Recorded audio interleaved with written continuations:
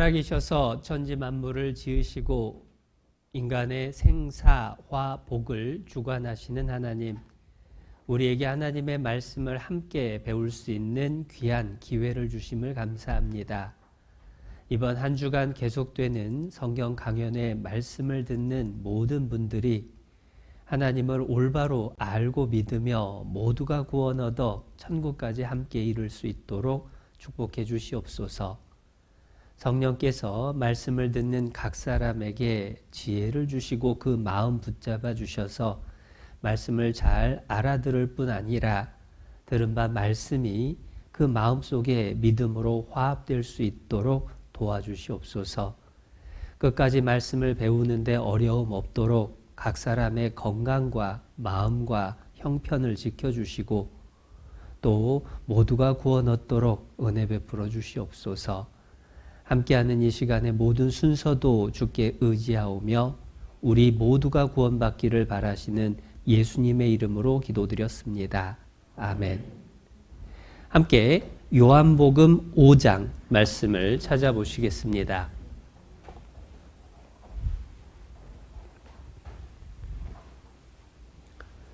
요한복음 5장 39절 말씀입니다. 찾는 것이 불편하신 분은 화면을 보셔도 되고요. 찾으시는 분은 성경을 보시면 더 좋을 겁니다. 요한복음 5장 39절 말씀 제가 읽어드리겠습니다. 너희가 성경에서 영생을 얻는 줄 생각하고 성경을 상고하거니와 이 성경이 곧 내게 대하여 증거하는 것이로다. 네, 인사드리겠습니다. 안녕하십니까? 반갑습니다. 두 분 특별히 복을 더 많이 받으시기 바랍니다. 다른 분들도 복을 받으시는데 대답해 주시는 분은 더 복 받으실 거라고 믿습니다. 내일은 다 대답해 주실 거죠? 네, 감사합니다. 오늘은 왜 우리가 도대체 일주일이라는 시간을 내서 성경을 배워야 되는지 성경을 배우는 목적에 대해서 정리를 먼저 해보고자 합니다. 그러려면 집에서 부모가 자식한테 하는 얘기를 떠올려 보면 이해가 쉬울 것 같아요.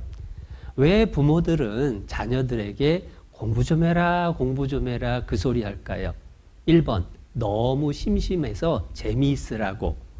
2번, 힘들지만 앞으로 잘 되라고. 몇 번일까요? 2번. 혹시 1번도 있을까요?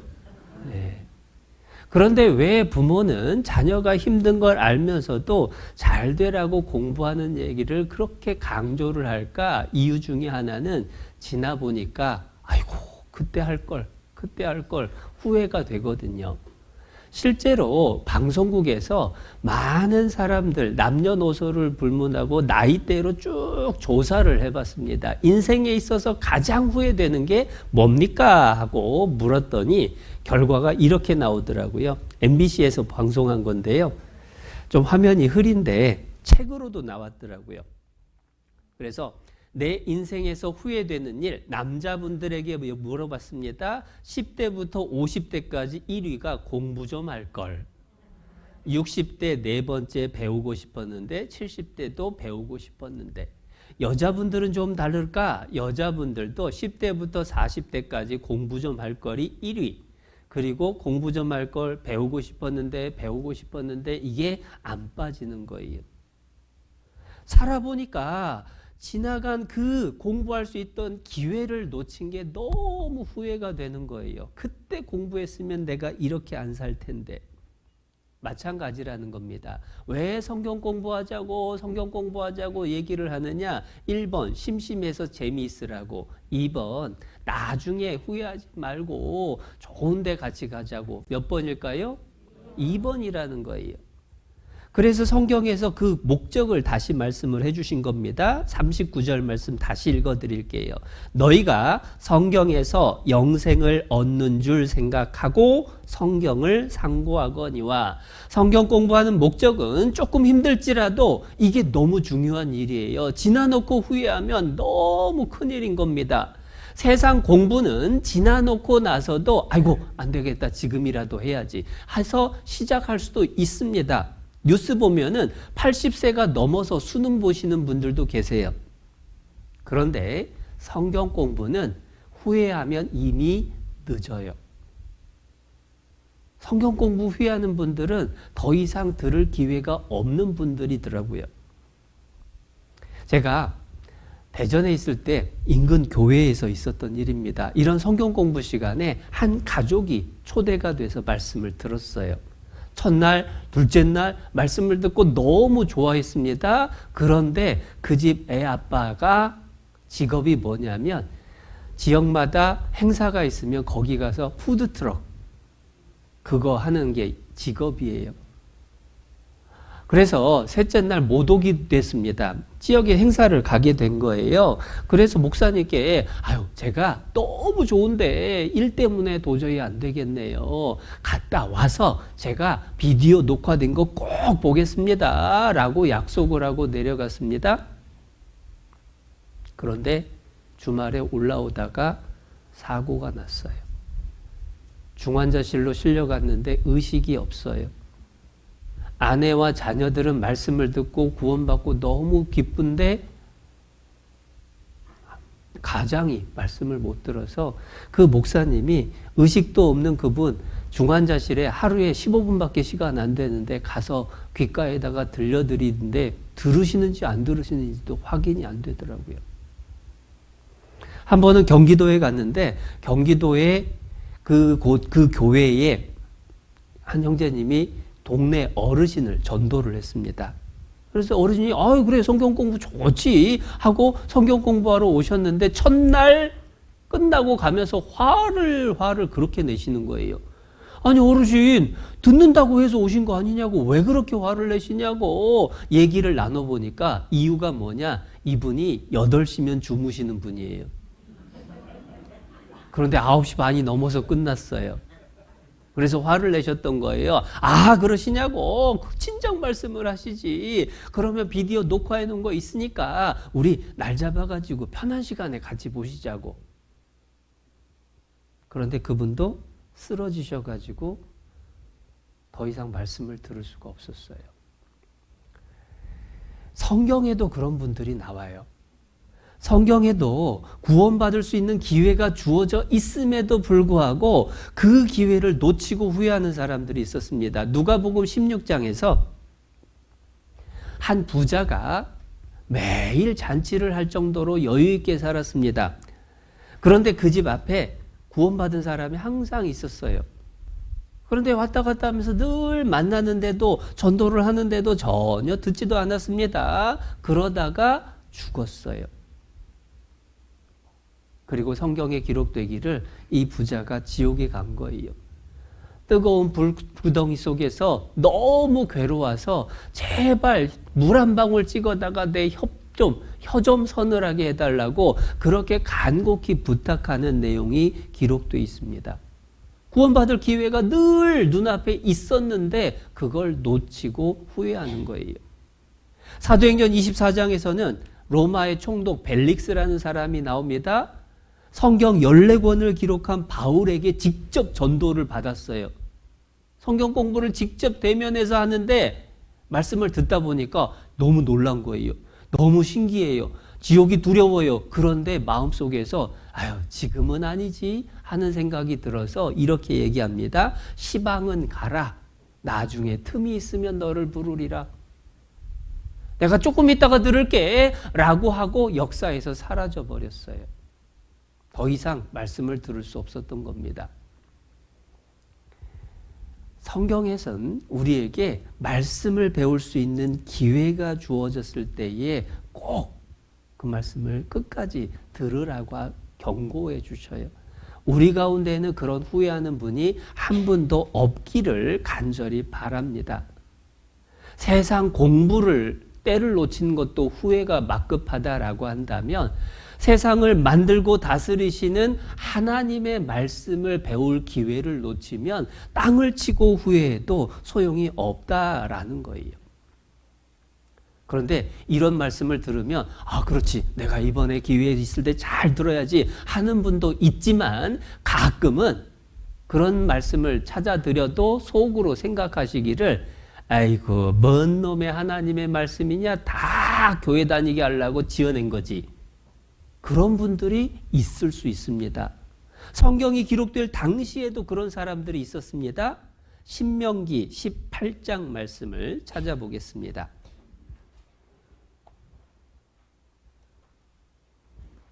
신명기 18장 21절입니다. 구약성경 291페이지. 구약성경 291페이지 신명기 18장 21절. 제가 읽어드리겠습니다. 네가 혹시 심중에 이르기를 그 말이 여호와의 이르신 말씀인지 우리가 어떻게 알리요 하리라. 지금부터 3500년 전 사람들도 의심을 한 거예요. 에이, 성경이 뭔 하나님 말씀이냐, 지어낸 거지. 오해하고 있는 사람이 항상 있었던 겁니다. 그런데 오해하고 의심하는 사람을 향해서 하나님은 해답을 알려주셔요. 해결 방법이 있습니다. 그 방법이 뭐냐? 22절인 거예요. 22절.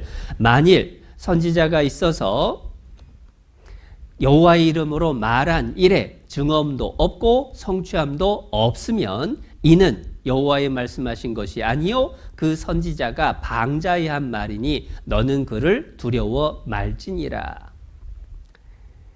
여기 보면 너무 길죠. 내용이 길면은 이해가 어려워서 제가 칠판에다가 이 내용을 정리를 해드릴게요. 하나님이 대답을 해주시기를, 만약에 성경에 증언도 없고 성취함도 없으면 하나님 말씀일까요? 사람이 지어낸 얘기일까요? 지어낸 얘기. 그 선지자가 방자히 한 말, 그 얘기는 뭐냐면 지어낸 얘기다라는 뜻이에요. 성경이 지어낸 얘기라고 한다면 하나님을 두려워해야 될까요? 두려워할 필요가 없을까요? 두려워 말지니라. 걱정할 거 하나도 없어요. 지어낸 얘기 무서워할 일은 없죠. 그런데 이 뜻은 반대로 생각해 보면, 증언과 성취가 있으면 지어낸 얘기란 뜻입니까? 하나님 말씀이란 뜻입니까? 하나님 말씀이란 뜻이에요. 성경이 하나님 말씀이면 하나님을 두려워해야 될까요? 안 두려워해야 될까요? 이건 두려워해야 돼요. 왜 두려워해야 되느냐? 성경이 하나님 말씀이라면 성경대로 천국도 있고 지옥도 있거든요. 그런데 구원받지 못한 사람은, 죄가 있는 사람은 지옥 갈 수밖에 없는 겁니다. 그러니까 성경에 증언 성취가 있느냐 없느냐, 성경이 하나님 말씀이냐 지어낸 얘기냐라고 하는 것은 내가 천국 가냐 지옥 가냐라고 하는 문제하고 연결돼 있다라는 거예요. 그런데 여기서 조금 어려운 얘기가 뭐냐면, 아니 왜 증언과 성취가 있으면 하나님 말씀이라고 하느냐, 그게 무슨 관계가 있느냐 질문을 하시더라고요. 그래서 설명을 드립니다. 이 세상의 역사를, 세상의 시작부터 세상의 끝까지 하나님은 다 알고 계셔요. 그래서 성경에 이 세상 시작부터 끝까지의 일들을 기록해 놓으셨는데, 그 기록된 성경이 언제 기록됐느냐? 예수님이 태어나시기 전 1500년 전, 지금으로부터 3500년 전에 성경이 처음 기록되기 시작했습니다. 예수님 오시고 나서 100년까지 성경이 완성이 됐어요. 그런데 이 1600년 동안 기록된 성경 속에는 성경을 기록한 사람들이 살기 훨씬 전에 과거의 일들이 기록이 되어 있습니다. 그리고 성경이 기록된 이후에 이 세상 끝까지 성경을 기록한 사람의 입장에서 미래의 일들이 기록되어 있는 거예요. 그런데 생각해 보죠. 여러분, 이 시기에 살고 있는 사람이 자기가 태어나기 1000년 전, 2000년 전의 일들을 알 수 있을까요? 없을까요? 여러분은 여러분이 태어나기 1000년, 2000년 전의 일, 3000년 전의 일 알 수 있는 방법이 있어요? 없어요? 몰라요. 아니, 어지간한 옛날이야죠. 그런데 그 먼 옛날 얘기를 알 수 있는 방법이 없으니까 그 먼 옛날 얘기를 적으려고 하면 상상으로 지어내든지 하나님이 보고 알려두든지 둘 중에 하나밖에 없는 거예요. 만약에 성경에 기록된 옛날 얘기들이 상상이라고 한다면, 지어낸 얘기라고 한다면 증거가 있을까요? 없을까요? 없는 거예요. 우리로 하면 우리 조상이 도대체 누굴까? 지금부터 거의 4000년, 5000년 전에 우리 조상이 있었을 거다. 사람들이 옛날을 알 수가 없으니까 상상을 했습니다. 그래서 우리 조상이 당군 할아버지래요. 증거가 있을까요? 없을까요? 증거가 없어요. 더더군다나 그 당군 할아버지의 어머니가 누구예요? 웅렬합니다. 곰이 동굴에서 100일 동안 마늘 먹고 물 먹고 견뎠더니 이게 사람이 이쁜 여자가 됐다는 거예요. 가능할까요? 불가능할까요? 불가능한 얘기예요. 그러니까 옛날 얘기를 알 수 있는 방법이 없으니까 사람들은 상상을 합니다. 그런데 상상은 증거가 없어요. 증거가 없으니까 지어낸 얘기예요. 그것은 믿을 필요도 없고 두려울 것도 없어요. 그러나 성경을 찾아봐서 성경에 기록된 옛날 얘기에 증거가 있다라고 한다면 그건 상상이 아닌 거잖아요. 아니, 사람이 알 수 없는 얘기를 그러면 어떻게 확실하게 알 수 있느냐? 영원하신 하나님이 말씀해 주신 게 틀림없구나. 그래서 과거 역사의 증거를 찾아보는 게 중요한 겁니다. 미래도 마찬가지입니다. 사람은 미래를 알 수 있어요? 없어요? 없어요. 그러니까 사람은 미래를 상상은 하지만 알 수는 없는 겁니다. 그런데 성경에 기록된 미래의 예언들이 실제로 그대로 이루어진다라고 한다면 지어낸 얘기예요? 하나님 말씀이에요? 하나님 말씀 틀림없다 그겁니다. 그러니까 조금 어려운 얘기도 있을 수 있어요.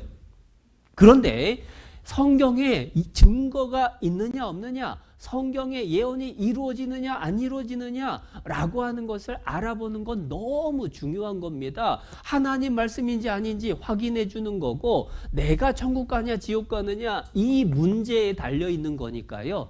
오늘, 내일, 모레 이 증거와 성취에 대해서 진짜 사실인지 아닌지 그대로 되는지 안 되는지 우리가 확인해 보는 게 중요한 거예요.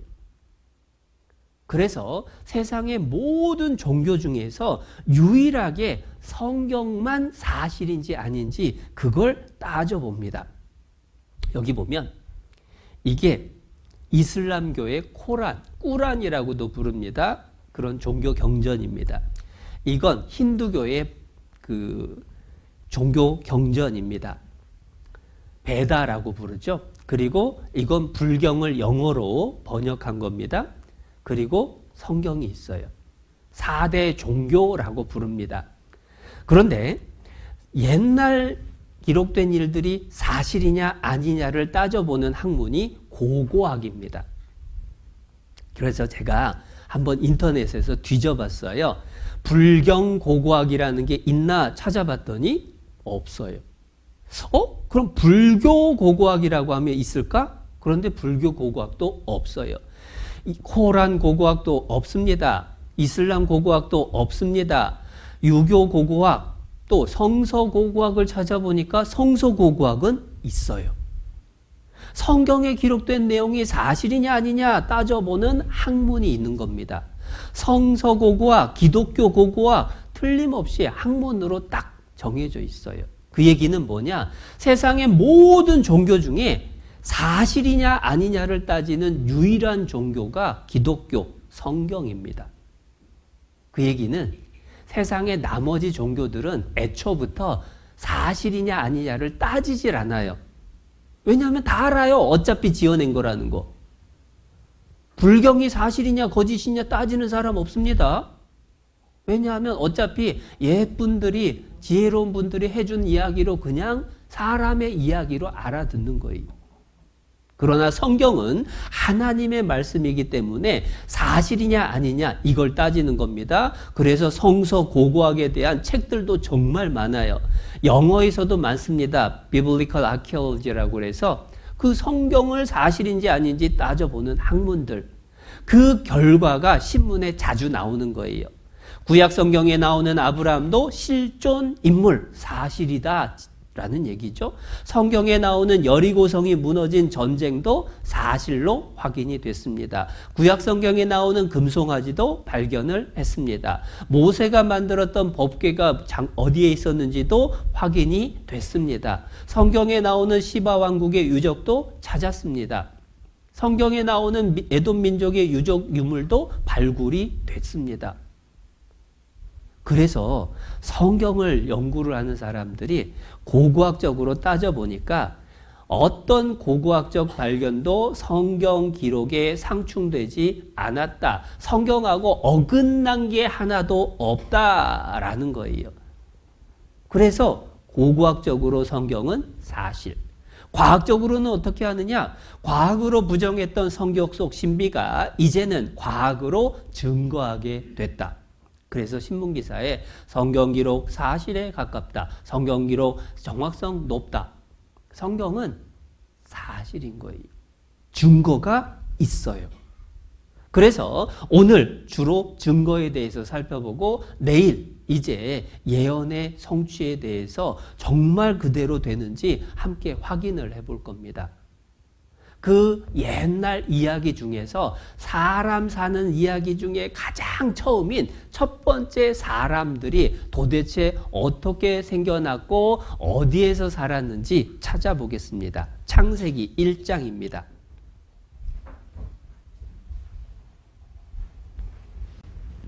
창세기 1장 27절. 27절, 28절 말씀입니다.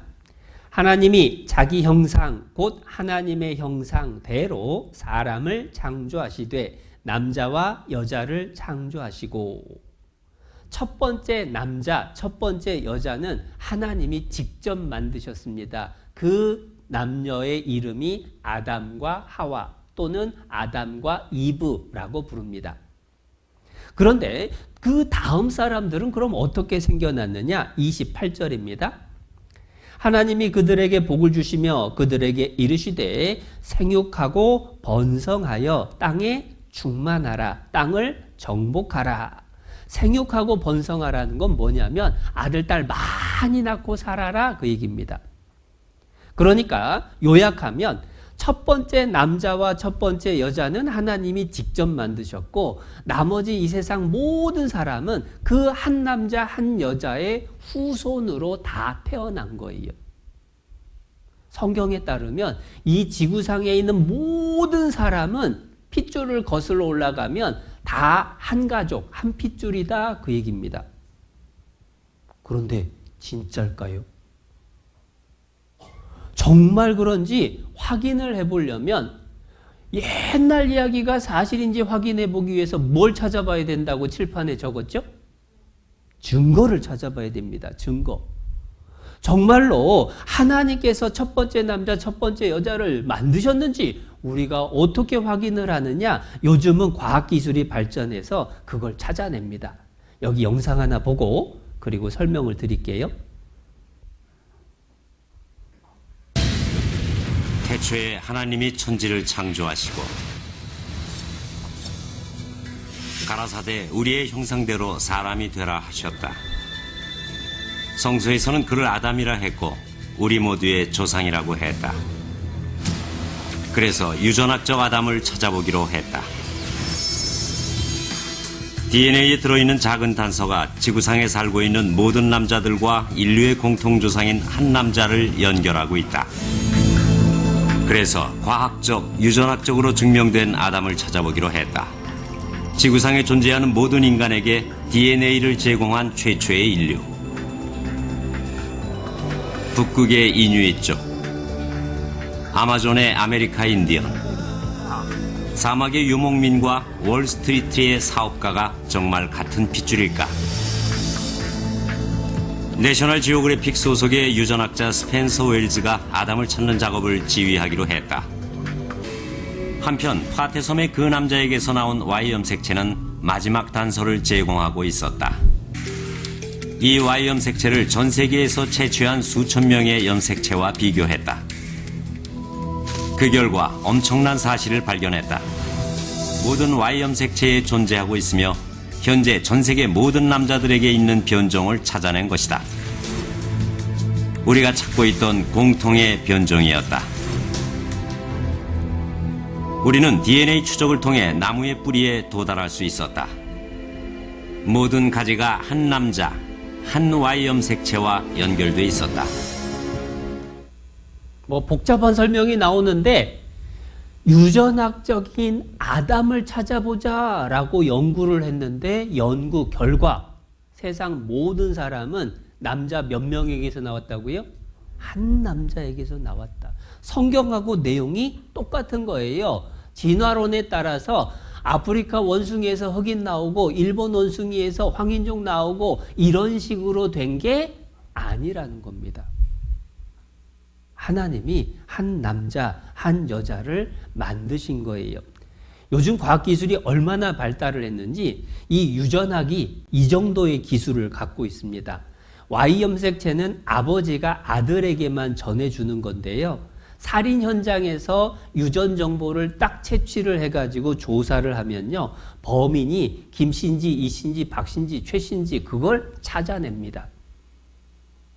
그 정도의 기술을 갖고 있으니까 인류의 조상이 도대체 어디에서 나왔는지를 추적을 하는 거예요. 그래서 조선일보에서도 아담도 실제로 있었다라고 발표를 하죠.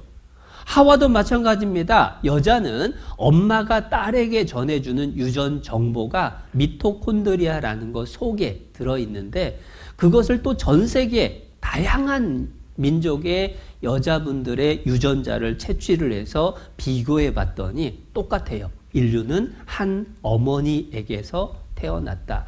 그래서 이브라고 이름을 붙인 거예요.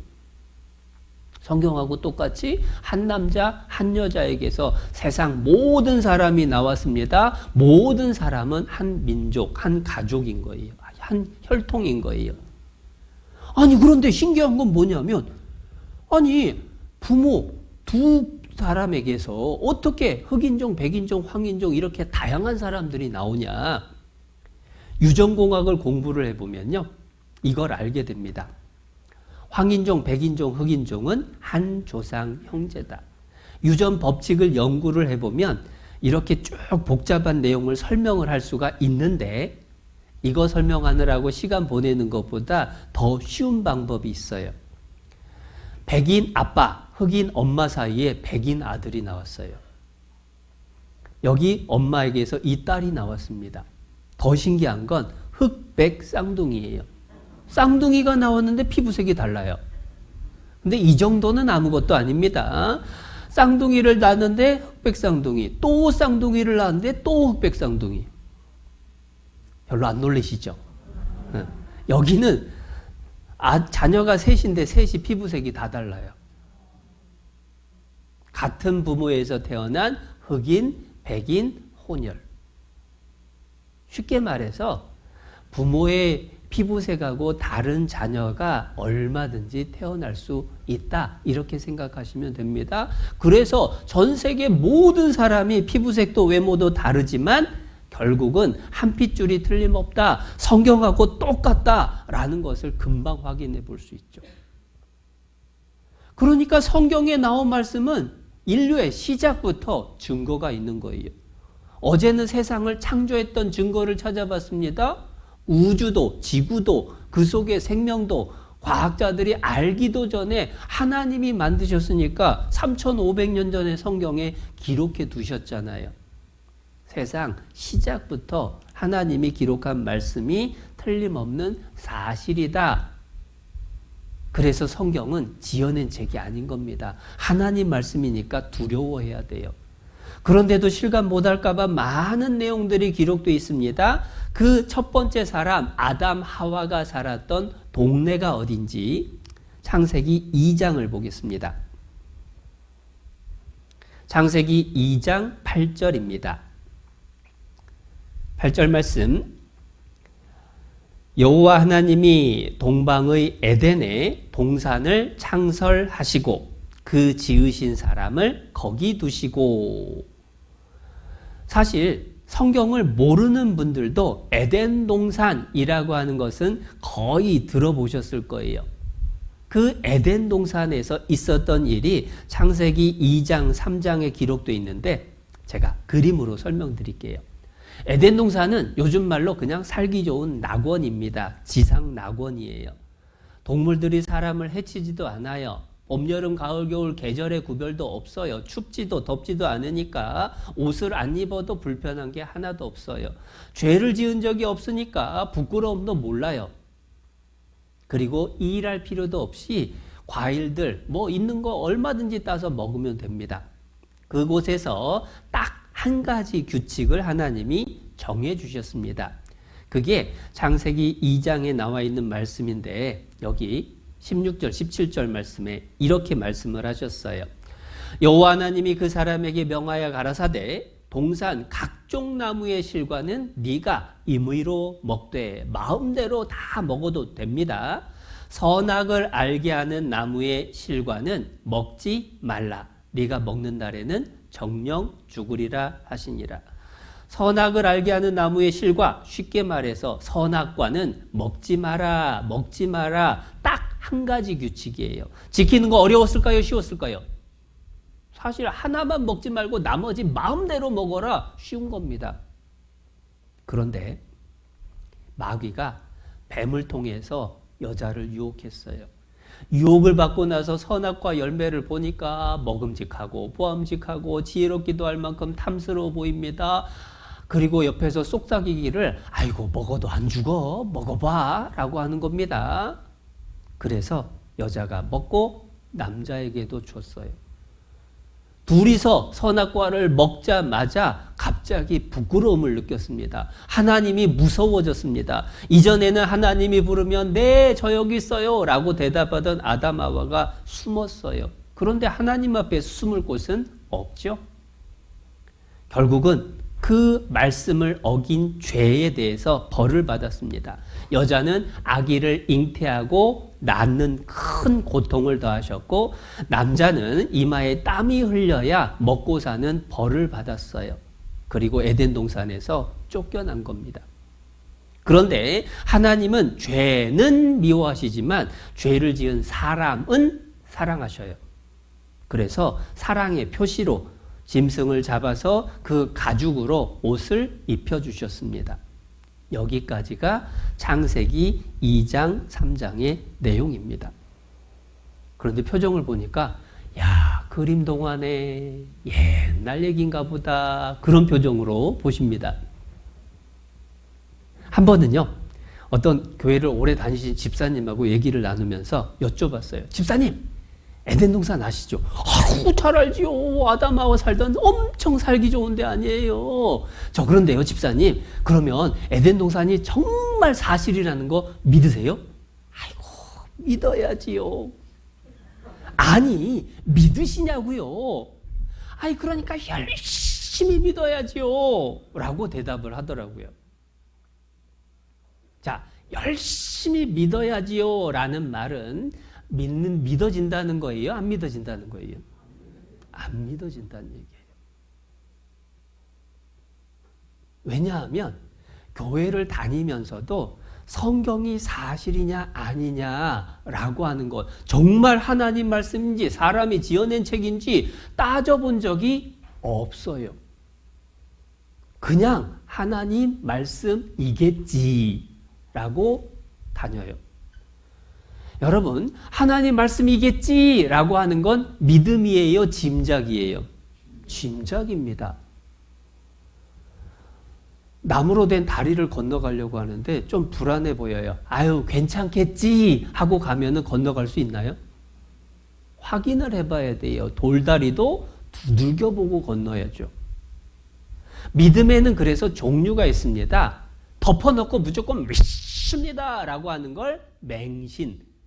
그냥 눈 감고 믿는 거예요. 그래서 맹신입니다. 아유, 하나님 있겠지 라고 생각을 하고 하늘 보고 기도하고 별을 보고 기도하고 어딘가 신이 있을 테지 라고 믿는 게 미신이에요. 그리고 잘못된 것을 진짜처럼 믿고 따라가는 것을 광신이라고 합니다. 그러면 어떤 믿음이 제대로 된 믿음이냐? 증거를 확인해보고 믿는 믿음. 그래서 확신을 가져야 돼요. 증거를 보면 사실은 노력하지 않아도 맞구나 하고 믿을 수가 있는 겁니다. 정말로 그런지 확인을 한번 해볼게요. 여러분, 제 성경에는 500만 리라라고 하는 터키 돈이 들었습니다. 믿습니까? 그래도 목사 말인데 믿습니까? 한 분 또 나오네요.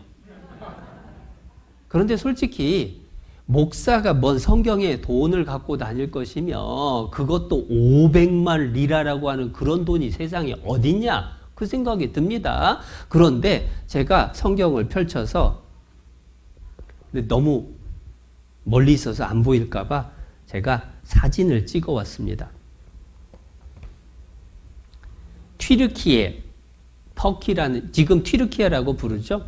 메스밀리언입니다. 500만 튀르크 리라예요. 일십, 천만, 십만, 백만. 500만 리라입니다. 또 눈이 동그래져서 야, 목사가 부자다. 저런 걸 들고 다니네 하면 안 됩니다. 왜냐하면 터키도 인플레이션이 엄청 많아서 제가 이 지폐를 얻었을 때에 주신 분이 얘기해 주더라고요. 동그라미 3개 지우고 원 붙이면 된대요. 5,000원짜리. 지금은 동그라미 하나 더 떨어졌을 거예요. 중요한 건 그게 아니고, 자, 다시 한번 여쭤보겠습니다. 제 성경에는 500만 터키 리라가 들어 있습니다. 믿습니까? 왜 그렇게 금방 바뀌셨죠? 제 말에 증거를 확인을 해봤으니까 믿습니다. 애쓸 필요가 없는 거예요. 틀림없네. 맞구나. 그게 확인해보고 믿는 믿음, 확신이라고 하는 겁니다. 마찬가지로 성경의 하나님의 말씀이 진짜 하나님의 말씀인지 덮어놓고 무조건 믿습니다. 애써서 믿습니다가 아니라 증거를 확인해 보면 절로 믿어지는 겁니다. 그래서 증거를 확인해 보라고 하시고 증거 찾을 수 있는 방법을 알려주셔요. 창세기 2장 10절입니다. 10절 말씀. 강이 에덴에서 발원하여 동산을 적시고 거기서부터 갈라져 내 근원이, 죄송합니다. 제가 물을 흘렸어요.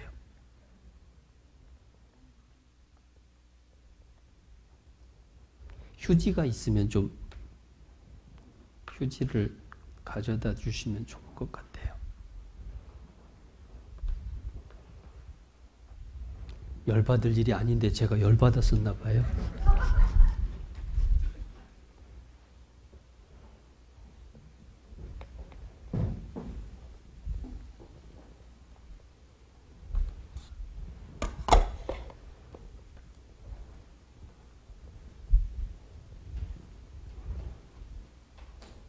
네. 에덴 동산의 위치를 말씀을 해주셨는데요. 창세기 2장 10절인데 제가 오타가 났네요. 제가 읽어드립니다. 강이 에덴에서 발원하여 동산을 적시고 거기서부터 갈라져 네 근원이 되었으니. 에덴 동산에서 강이 4개가 시작됐다라고 말씀하셨으니까 이 강이, 에덴 동산이 큰 장소입니다. 그 강의 이름이 나옵니다. 11절에 첫째 이름은 비손이라. 그리고 13절에 둘째 강의 이름은 기혼이라. 그리고 14절에 셋째 강의 이름은 히데겔이라. 아수르 동편으로 오르며 넷째 강은 유브라데더라. 강이 4개가 있었습니다. 비손강, 기온강, 히데겔강, 유브라데강. 그 중에 왠지 익숙한 이름이 하나 있죠. 유브라데는 유프라테스라고 지금 이라크 땅에 흐르는 강 이름입니다. 그리고 히데겔은 이스라엘 말인데 영어로 바꾸면 이 강이 티그리스 강입니다. 티그리스 강하고 유프라테스 강은 지금 지도에 찾아보면 있어요. 이렇게 티그리스 강이 있고 유프라테스 강이 있습니다. 그런데 비손강하고 기온강은 이 주변을 아무리 뒤져봐도 없는 거예요. 성경에는 에덴 동산에서 강 4개가 있었다. 그런데 지도 찾아보니까 2개예요. 성경하고 지도하고 달라요. 그래서 많은 사람들이 에이 성경 지어낸 거지. 아니 강이 2개밖에 없는데 왜 4개라고 하냐. 그런데 만약에 과학적으로 조사해 봤더니 옛날에는 실제로 강이 4개였다라는 게 확인이 되면 성경 지어낸 얘기일까요? 하나님 말씀일까요? 하나님 말씀이죠. 지도 보고 지어낸 책이면 2개라고 적었을 거예요. 그런데 틀림없이 가봐도 강 2개인데 4개라고 적었다는 건 사람이 지어낸 게 아니란 뜻입니다. 더더군다나 티그리스 강 가보면요. 이렇게 생겼습니다. 티그리스 강. 딱 보는 순간에 에덴 동산 같이 느껴지죠. 표정이 아니네요. 그러면 유프라테스 강은 어떻게 생겼나 하고 사진을 보니까요. 유프라테스 강도 강이 큰데 주변에 나무를 거의 볼 수가 없어요. 에덴 동산은 그렇게 살기 좋다라고 하더니 왜 티그리스 유프라테스 강 주변은 그 큰 강이 있음에도 불구하고 불모지냐? 나무도 별로 없냐? 그러니까 에이 성경하고 전혀 다르네. 지어낸 얘기 아니냐라고 얘기를 합니다. 그런데 그것도 지금은 광야지만 불모지지만 옛날에는 정말 살기 좋은 땅이었다는 게 증거가 나오면 성경 지어낸 거예요? 하나님 말씀이에요? 하나님 말씀. 그래서 2가지로 확인해 봐야 돼요. 강이 정말 4개가 있었는지, 그리고 옛날에는 정말 살기 좋은 곳이었는지. 그런데 요즘은 과학기술이 너무 발전을 해서요. 그 모래 밑에 뭐가 있는지도 다 찾아내는 시대가 됐습니다.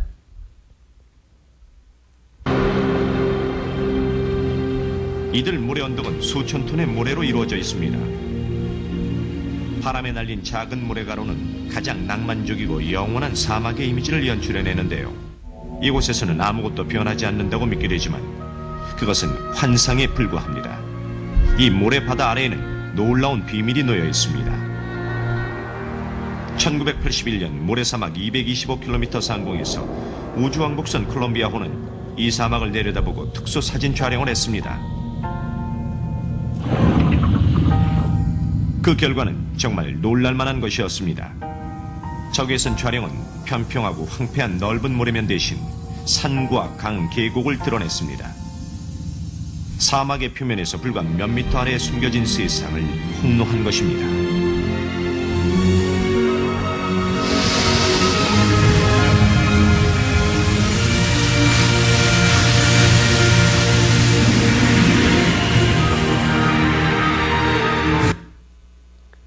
또 모래 치우면 저 속에 풀밭 들었나 보다 이러시면 안 됩니다. 모래 밑에 예전에는 이렇게 큰 강과 초원이 있었다라는 것을 과학기술이 발견했다라는 뜻이에요. 그 내용들이 신문에도 계속해서 발표가 됐습니다. 성경에 기록되어 있는 에덴 동산이 사실이냐? 여기에 이라크 지방 쿠르나라고 하는 지역이 에덴 동산 옛 자리다라고 알려져 있습니다. 그 이유는 아까도 말씀드린 4번째 강 유브라데가 그곳에 지나고 있고, 그리고 3번째 강 히데겔이 오늘날 티그리스 강이거든요. 티그리스 유프라테스 강이 흐르는 이 이라크 땅이 에덴 동산 옛 자리다. 이 주변이 전체가 다 그렇다는 얘기입니다. 그래서 아까 그 레이더 기술을 가지고 이제는 모래 밑에 있는 강자국을 찾아낸 거예요. 그 기술을 가지고 쭉 이라크, 이란, 사우디아라비아 그 주변을 레이더로 사진을 찍었더니 에덴 동산의 강이 발견됐다라는 겁니다. 실제로 네후드 사막이라고 하는 사우디아라비아의 그 큰 사막을 관통하는 모래 밑에 강이 발견된 거예요. 사우디아라비아 전체를 관통한다는 건 이 강이 우리 한반도보다 더 긴 강인 거예요. 엄청나게 큰 강이 모래 밑에 묻혀 있다. 그러한 강을 찾아냈습니다. 그리고 하나를 더 찾기 위해서 미시시피 대학 조사단이 직접 가서 조사를 시작을 했습니다. 그리고 발견했어요. 잃어버린 강 비손의 흔적까지 발견했다. 그래서 결론, 에덴 동산은 지금의 페르시아만이다 라고 결론을 내린 거예요. 지도로 표현하면 이겁니다. 노란색이 티그리스 강, 유프라테스 강. 그리고 모래 밑에 묻혀 있는 강이 이 빨간색이에요. 강사가 마음대로 그린 게 아닙니다. 신문에도 나왔어요. 티그리스 유프라테스는 현재에도 실존, 비손과 기호는 첨단 과학이 규명. 그래서 여기 지도를 확대해 보면 티그리스 강, 유프라테스 강이 이렇게 있고 사막 모래 밑에 비손과 기온 강이 발견이 된 거예요. 자, 강 4개가 예전에 있었습니까? 없었습니까? 예전에 틀림없이 있었다. 그러면 성경 지어낸 얘기예요? 하나님 말씀이에요? 하나님 말씀. 하나 더 찾아보기로 했죠. 그 에덴 동산이 왜 지금은 그렇게 사막 같은 땅으로 바뀌었냐? 이유가 있습니다. 아라비아도 옛날엔 비옥했어요. 근데 왜 지금은 사막같이 바뀌었느냐? 에스겔 31장에 하나님이 이런 말씀을 하셔요. 물 대임을 받은 에덴의 모든 나무, 곧 레바논에 뛰어나고 아름다운 나무들로 지하에서 위로를 받게 하였느니라. 에덴 동산의 모든 나무들, 동물들 하나님이 땅 속에 집어넣습니다. 썩어 없어지게 만든 게 아니라 위로받게 했다라는 건 그 존재를 드러내게 되는 거예요. 어떻게 땅에 파묻은 나무들, 동물들을 알 수가 있느냐? 이겁니다. 티그리스 유프라테스 강이 만나는 페르시아만의 삼각형 표시는 석유가 나는 곳이에요. 표시예요. 전 세계 석유 수출의 약 60에서 70%가 이곳에서 나옵니다. 예, 전 세계 원유 매장량의 61.5%가 중동이라고 나오죠. 그런데 중요한 건 이거예요. 그 석유가 도대체 어떻게 만들어지느냐? 석유의 원료는 동물식물의 사체입니다. 그 동물식물의 사체가 땅속에 파묻힙니다. 지하에 열을 받고 압력으로 눌리면 화학 반응이 일어나서 석유가 만들어져요. 석유가 많이 만들어지려면 석유의 원료인 동물식물이 많이 있어야 되고 그것이 땅에 파묻혀야 돼요. 아니 지금은 사막인데 그 중동 지방에 뭔 석유가 그렇게 많이 나오고 그 옛날에 무슨 동물식물이 많이 있었느냐? 지금 사막이지만 옛날에는 세계에서 가장 많은 동물식물이 있었고 그게 땅속에 파묻혀서 지금 석유가 돼서 쏟아져 나오는 거예요. 그러니까 에덴 동산의 옛자리가 이곳이 틀림없다. 역사책을 찾아봐도 마찬가지입니다. 여기 티그리스 유프라테스 강이 만나는 이곳에서 사람들이 퍼져나갔어요. 이집트로도 퍼져나가고 인도로도 나가고 황하를 거쳐서 우리나라로 오고 그리고 유럽으로도 퍼지고 역사를 따져봐도 성경하고 똑같이 에덴 동산 자리에서 시작이 됐습니다. 그래서 결론, 인류 문명은 이라크에서 시작됐다. 에덴 동산에서 온 세상 사람들이 나온 것이 틀림없다. 자, 두 가지 확인했어요, 안 했어요? 확인했습니다. 그러면 성경 지어낸 얘기예요, 하나님 말씀이에요? 하나님 말씀. 같이 한번 따라서 해볼까요? 성경은 사실이다. 성경은 하나님 말씀이다. 자신 있게 얘기할 수 있는 겁니다. 특별히 에덴 동산이 사실이라는 걸 아담 하와를 유전학적으로 찾았습니다. 지명을 가지고 옛날에 강이 있다는 걸 찾았습니다. 지금은 왜 석유가 나오는지 지질학적으로 확인을 했습니다. 인류 문명이 거기에서 퍼져나왔으니까 역사학적으로도 사실입니다. 그리고 하나님이 내린 벌. 그래서 남자들은 땀 뻘뻘 흘리고 일을 해야 되고 여자들은 애 낳을 때 지금도 제일 힘들어요. 그러니까 따지면 따질수록 성경이 틀림없는 사실인 겁니다. 거짓말은요, 따져보면 들통이 나요. 진리는 따지면 따질수록 확실해지는 겁니다. 성경은 하나님 말씀이 틀림없어요. 그런데 에덴 동산 이야기할 때마다 꼭 궁금한 게 한두 가지가 생겨요. 첫 번째 궁금한 게 뭐냐면, 아니, 하나님이 아담 하와에게 선악과를 먹는 날 죽으리라 라고 했습니다. 그러면 아담 하와가 선악과 먹는 날 죽었을까요? 살았을까요? 살았어요? 그럼 하나님 거짓말했나요? 죽었어요? 그런데 어떻게 치마 만들어 입고 숨어요? 중요한 건 아담 하와가 죽었는데 성경에 이렇게 말씀을 하셔요. 에스겔 18장에서 범죄하는 그 영혼이 죽으리라. 성경에서 죽음이 뭔가를 좀 정의를 내려야 됩니다. 사람의 몸속에 영혼이 들어와 있으면, 몸하고 영혼이 붙어 있으면 몸이 살아있는 거예요. 그런데 몸에서 영혼이 빠져나가면 이 몸을 죽었다라고 하는 거예요. 빠져나간 영혼이 다시 들어오면 살아나는 겁니다. 그러니까 죽음은 분리되는 걸 말해요. 영혼이 죽었다는 건 뭐냐? 사람의 영혼하고 하나님 영혼이 붙어 있으면 영혼이 살았다. 그런데 하나님하고 사람의 영혼이 떨어지면 영혼이 죽었다. 죄 짓기 전에는 하나님이 아담아라고 부르면 아담이 네 하나님 저 여기 있어요 하고 사이가 좋았어요. 그런데 죄를 짓고 났더니 하나님이 아담아라고 불렀더니 숨어버리는 거예요. 관계가 끊어졌죠. 그래서 영혼이 죽었다라고 말씀을 하시는 거예요. 실제로 죽음을 옆에서 목격한 사람들 얘기를 들어보면 죽음의 순간에 영혼이 빠져나가는 게 느껴진대요. 여기 그 사람들의 이야기를 한번 들어볼까요?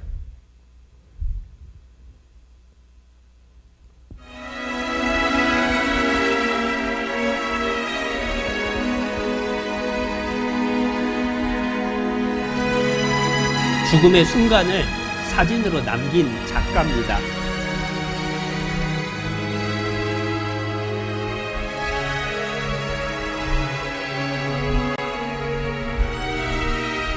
지금 순간에 뭔가 빠져나가네. 달라진다는 걸 이 앵글 속에서 느낄 수 있었어요. 그러다 보니까 이런 느낌들이 이제 찍혀지는 거예요. 그래서 제가 이 어떤 카메라 앵글 속에서 이게 죽음을 투시해본 어떤 그 경험은 첫 경험입니다. 오랫동안 수많은 임종을 목도해온 사람들의 말을 종합해보면 편안한 죽음의 조건을 분명히 알 수 있습니다. 아주 편안하게 임종을 맞이하시는 분이 있고 굉장히 그냥 힘들어하는 분들이 있는데 이제 잘 산 사람이 잘 죽더라고요. 그리고 이제 내세가 있다고 하는 확실한 믿음과 소망이 있는 분들은 보내는 분도 좀 편안하고 가는 분도 안녕 거기서 만납시다 이렇게 하고 가요. 그리고 이런 분들은 대개 이제 그 숨이 코에서 이렇게 끊어지거든요. 그렇게 영혼이 몸에서 빠져나오고 난 뒤에 그 전까지는 아주 흑빛이던 얼굴이 환하게 밝은 빛으로 빛나는 것을 종종 봐요. 코끝에서 뭔가 빠져나가는 느낌. 그거를 임종을 지킨 사람들, 여러 임종의 모습을 목격한 사람들이 경험을 하는 겁니다. 죽음은 분리예요. 영혼이 죽었다라는 것은 하나님과 분리된 겁니다. 아담하와의 영혼이 죽었습니다. 그 이후의 모든 후손들은 태어날 때부터 하나님하고 관계가 끊어져 있는 상태로 태어났어요. 그래서 우리는 태어날 때부터 하나님 모르고 살아왔잖아요. 구원이라는 건 뭐냐? 이 끊어져 있는 관계가 연결되는 거예요. 그렇기 때문에 죽은 영혼이 다시 살아나는 것. 그래서 구원받았다, 거듭났다, 죄사함 받았다. 그게 같은 말이 되는 겁니다. 그런데 이렇게 성경 이야기를 해드리면 꼭 안 빠지는 질문이 하나 있어요. 그게 뭐냐면 왜 하나님은 아담 하와가 선악과 먹을 거 뻔히 알았을 텐데 왜 선악과 만들어가지고 죄를 짓게 해가지고 우리를 이 고생을 시키냐고. 하나님 책임이라고. 그런데 하나님의 의도, 하나님의 계획을 오해하니까 그런 소리를 하는 거예요. 하나님은 선악과를 만드신 목적이 사람으로 죄짓게 만들려고 만든 게 아닙니다. 하나님처럼 되게 만들려고 선악과를 두신 거예요. 무슨 얘기냐? 하나님처럼 영광을 누리기 위해서는 반드시 시험을 통과해야 됩니다. 이 세상에서도 영광이라고 하는 것은 거저 주어지는 게 아니라 희생과 노력을 통해서 얻어지는 거예요. 예를 들면 올림픽 금메달리스트 영광스럽죠. 온 국민이 박수 쳐주죠. 자, 그런데 그 금메달 따기까지 선수들은 얼마나 피나는 훈련을 했겠어요. 그 고생을 했으니까 메달을 땄을 때 영광이 주어지는 겁니다. 그런데 금메달 딴 양궁 선수 옆에서 친구가 야, 금메달 되게 멋지다. 나도 한번 걸어보자 해서 그 금메달 빌려가지고 목에 걸었습니다. 영광스러울까요? 사람들이 박수 쳐줄까요? 아닌 거예요. 영광은 반드시 시험을 통과해야 얻어지는 겁니다. 하나님이 사람에게 영광을 주고 싶어요. 그런데 그 영광을 주기 위해서 자, 이 선악과 먹지 마라는 시험을 통과하면 영광이 주어진단다. 영원한 천국에서 살 수 있단다. 그 얘기하신 거예요. 그런데 사람이 마귀의 유혹받고 실패한 거예요. 더더군다나 하나님이 먹지 마라 라고 말씀을 하신 건 사람에게 정말 소중한 것을 주셨다는 증거입니다. 패트릭 헨리라고 하는 사람의 명연설이 있습니다. 내용 다 잘라버리고 중간에 한 문장이 유명해요. 내게 자유가 아니면 죽음을 달라.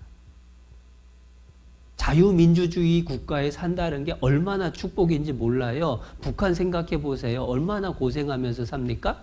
자유라는 게 중요해요. 그런데 먹지 말라라고 말씀을 하신 건 사람이 먹을 수도 있고 안 먹을 수도 있는 자유가 있다라는 뜻이에요. 하나님은 사람에게 가장 생명보다 소중한 자유라고 하는 것을 주신 겁니다. 그리고 그 자유의지를 가지고 나는 하나님과 사랑하면서 천국에서 살 건지 아니면 하나님 등지고 떠나서 살 건지 선택하라고 하신 거예요. 하나님은 사람을 사랑하십니다. 사람도 하나님을 사랑할 때에 그 사랑이 완성이 되어서 천국의 행복이 주어지는 겁니다. 그래서 사람에게 자유라고 하는 걸 주셨어요. 그리고 그 시험도 쉽게 만들어 주셨습니다. 어떻게든 다 천국 가기를 바라니까. 그래서 디모데전서 2장 4절에 하나님은 모든 사람이 구원을 받으며 진리를 아는 데 이르기를 원하신다고. 그래서 선악과 시험을 쉽게 주셨는데 실패했어요. 그런데 사람들은 자꾸만 원망을 합니다. 왜 하나님이 선악과 만들어서 죄짓게 했냐고. 그건 하나님의 마음을 몰라서 오해하는 거예요. 오해를 풀어야 됩니다. 더 신기한 건 뭐냐면 그 이후에 사람들도요. 아니 선악과 못 먹게 하면 될 거 아니냐고. 하나님은 못 먹게 했습니다. 먹지 말라고 경고하셨죠. 먹으면 죽는다고 경고하셨죠. 그런데 어기고 먹었잖아요. 지금도 마찬가지입니다. 하나님 말씀을 들으면 생명을 얻는다고, 천국 간다고. 그런데 듣기 싫어하면서 왜 하나님은 지옥 같은 거 만들어 놨냐고 짜증내요. 화내요. 근데 이상한 건 왜 하나님은 천국 만들어서 사람들 데리고 가려고 하는지 모르겠다고 그렇게 불평하는 사람 보셨나요? 하나님 의도는 천국 데려가는 거예요. 그런데 그 하나님 사랑을 무시하니까 지옥 가는 건데 그 하나님의 계획과 의도는 모르고 왜 지옥 만들었냐고 그것만 불평하는 건 문제가 있는 겁니다. 그래서 어제 시작할 때 말씀드렸죠. 오해를 풀고 성경도 하나님의 능력도 알지 못하는 거로 오해하였도다. 그 오해들 하나하나 풀어가는 거예요. 그리고 올바른 믿음을 갖게 되는 겁니다. 근데 오늘 좀 힘들어 하시는 것 같아요. 그래서 쉬는 시간. 왜 그런 상황이 벌어지죠? 몰라서. 모르면 오해를 하는 것이 많아요. 우리가 성경을 모르기 때문에 성경에 대해서 하나님에 대해서 오해하는 게 정말 많아요. 그래서 그것을 풀어야 올바른 믿음, 확고한 믿음을 가질 수 있는 것 같아요. 그래서 아까 에덴 동산이 사실이냐 지어낸 얘기냐, 아담 하와가 정말 있었느냐 지어낸 얘기냐 증거를 찾아본 겁니다. 증거 찾아봤더니 지어낸 얘기입니까? 하나님 말씀입니까? 하나님 말씀이 틀림없었죠. 그 아담 하와가 에덴 동산에서 쫓겨났습니다. 쫓겨나가지고 이 아담 하와가 자식들을 많이 낳게 됐어요. 그 자식들이 또 자녀들을 낳고 해서 정말 많아져서 통계에 따르면 한 1억에서 2억 명 정도 이제 자손들이 생겼을 때의 일이 있어요. 근데 한번 생각해 보죠. 자손들이 그렇게 많아지면 죄가 많아질까요? 죄가 적어질까요? 죄가 많아져요. 제가 미국에 6개월 단기 선교를 다녀온 적이 있는데 제가 있던 곳은 시골에 있는 교회였습니다. 그래서 사람들이 교통법규를 정말 잘 지켜요. 신호등이 없어도 일시정지를 다 합니다. 사람들이 양보도 잘해줘요. 그래서 속으로 생각했습니다. 야, 선진국은 다르다. 어렸을 때 도덕 시간에 배운 건 틀림없구나. 그런데 한 번은 시카고라는 대도시를 방문을 하게 됐습니다. 인구가 2천만이 넘나 아무튼 그래요. 엄청 큰 도시입니다. 그런데 거기를 딱 차를 운전하고 들어가는데 세상에 빵빵거리고 끼어들기를 하고 한국하고 똑같은 거예요. 그래서 제가 그곳에 오래 사신 분에게 여쭤봤습니다. 아니 여기 사람들은 왜 이렇게 교통법규도 안 지키고 성질이 급한가요? 그랬더니 그 오래 사셨던 교포분이 대답을 해주셨습니다. 한국 사람이 와서 살아서 그래요. 제가 그 얘기 듣고 낯이 뜨거웠어요. 제가 뭔 말을 못하고 고개를 숙이고 있으니까 이분이 막 웃더니 하는 말이 아유 농담이라고. 왜냐하면 사실 시카고에 한국 사람 그렇게 많지는 않거든요. 이유가 뭐냐? 사람이 많이 모이면 죄가 많아져요. 다투게 돼 있어요. 아담 하와의 후손들이 세상에 많아지다 보니까 죄도 많아졌습니다. 얼마나 많아졌느냐? 창세기 6장을 찾아보시죠. 창세기 6장 5절입니다.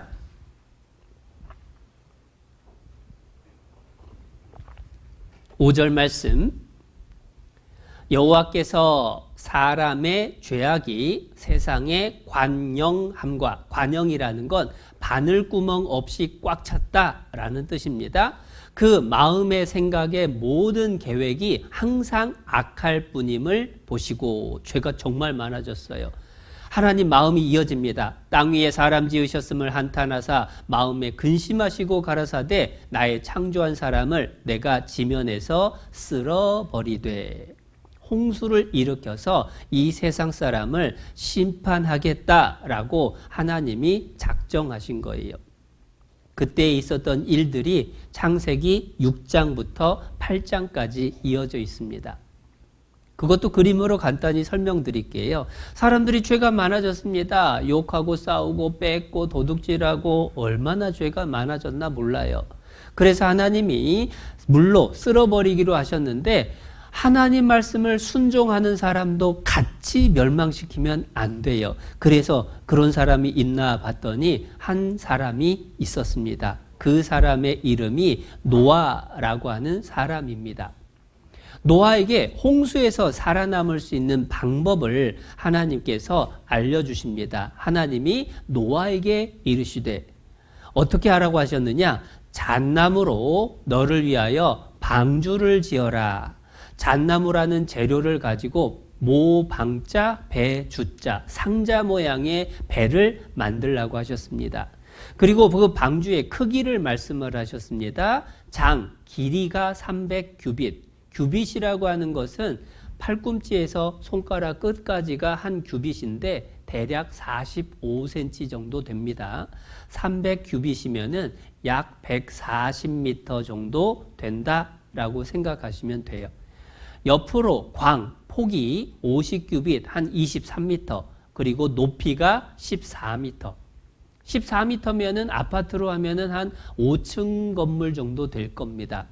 그런데 길이가 140m니까 정말 큰 배를 만들라고 하셨어요. 그 말씀에 순종해서 노아 가족, 노아와 부인, 아들 셋, 며느리 셋, 8식구가 방주를 만들었어요. 틈만 나면 가서 전도했습니다. 그런데 사람들이 안 들어요. 무시해요. 하나님께서 홍수로 멸망시킬 때에 사람은 노아 가족을 타게 하셨고 그리고 동물들 한 쌍씩을 태웠습니다. 기가 막힌 장면일 거예요. 여기 그림이 성경대로 상상을 해본 건데요. 노아 가족이 끌고 들어간 게 아니에요. 하나님이 동물들을 이끌어 오셨고 동물들이 알아서 암수 한 쌍씩 방주에 탔습니다. 기적이죠. 그런데 그걸 보고도 무시했어요.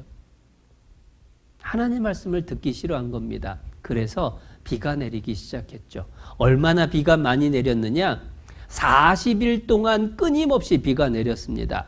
홍수가 땅에 40일을 있었는지라 물이 많아져 방주가 땅에서 떠올랐고 19절에 물이 땅에 더욱 창이라매 천하의 높은 산이 다 덮였습니다. 높은 산 꼭대기까지 물에 잠겼습니다. 결국은 방주에 탄 가족과 동물들만 살아남았어요. 그리고 물이 빠지기 시작했죠. 떠내려가던 배가 산중턱에 걸렸습니다. 땅이 마르고 그리고 동물들이 내렸어요. 노아 가족은 하나님께 살려주셔서 지켜주셔서 감사합니다 하고 제사를 드렸더니 하나님께서 무지개를 보여주셨습니다. 다시는 홍수로 세상을 멸망시키지 않겠다라는 약속이었어요. 여기까지가 창세기 6장부터 8장까지 내용입니다. 그림으로 보고 설명을 들으면 애들 동화 같은 생각이 들죠. 제가 어머니 손잡고 교회를 나가기 시작했었어요. 7살 때부터 교회를 나갔습니다. 어려서부터 교회를 다니면서 성경 이야기를 많이 들었어요. 에덴 동산 저 하늘 어딘가에 있는 줄 알았어요. 노아의 홍수? 에이 설마 그런 일이 있었을까? 성경에 있다고 하니까 아유 그렇다고 하자 이렇게 다녔었습니다. 그런데 노아의 홍수 이야기가 지어낸 얘기라면 성경 믿을 수 없는 거예요. 성경이 지어낸 얘기면 두려워할 것도 없고 믿을 필요도 없는 겁니다.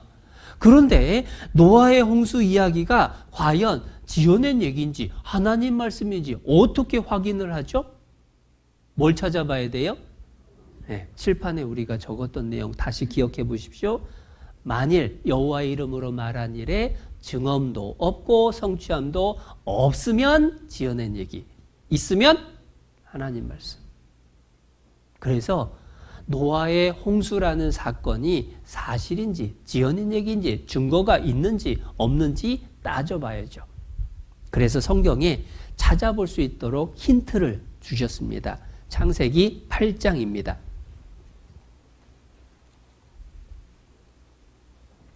창세기 8장 4절. 7월 곧 그달 17일에 방주가 아라랏산에 머물렀으며, 산 이름이 기억하기 정말 좋아요. 방주가 어느 산에 머물렀는지 아라랏! 그래서 아라랏산. 물론 한국말은 아닙니다. 근데 기억하기는 좋아요. 그런데 그 아라랏산이라고 하는 곳이 지도를 찾아보니까 정말 있어요. 여기 터키라고 하는 나라에 에라렛산 빨간 점으로 표시를 했는데요. 그곳이 성경의 아라랏산이에요. 노아의 방주가 묻힌 곳입니다. 그런데 해발 5,000m가 넘어요. 그러니까 1년 내내 얼음으로 덮여 있습니다. 제가 에콰도르 선교를 다녀왔는데요. 에콰도르에도 안데스 산맥이 쭉 지나고 있거든요. 4,000m 넘어가면 1년 내내 얼음이 있어요. 5,000m가 넘으니까 1년 내내 얼음으로 얼려 있습니다. 노아의 방주가 그 속에 얼려 있던 거예요. 그러다가 날씨가 따뜻한 해가 여러 해 이어지면 드러나기도 하는 겁니다. 그래서 1969년에 이런 발견이 있었습니다. 터키의 아라랏산에서 거대한 배의 화석이 발견이 됐습니다. 그런데 길이가 140m예요. 노아의 방주 길이가 몇 미터 있죠? 140m, 300규빗, 성경하고 크기가 같아요. 그런데 어느 곳에서 발견됐느냐? 높이 4,200m의 높은 곳에서 발견됐습니다. 그래서 그 배의 나무 조각을 가져다가 만들어진 시대를 조사를 해봤더니 노아의 배임에 틀림없다라고 확인을 했어요. 성경과 같은 장소에서 성경과 같은 크기의 배가 성경과 같은 시대의 것이라는 게 확인이 됐습니다. 노아의 방주가 틀림없는 거예요. 근데 재미있는 일이 있었습니다. 제가 이 신문 자료를 보여주고 영상도 있는데 영상도 보여드렸더니 어떤 분이 그러시더라고요. 아이고, 예수 믿는 것들이 어떻게든 믿게 하려고 갖다 올려놨겠지.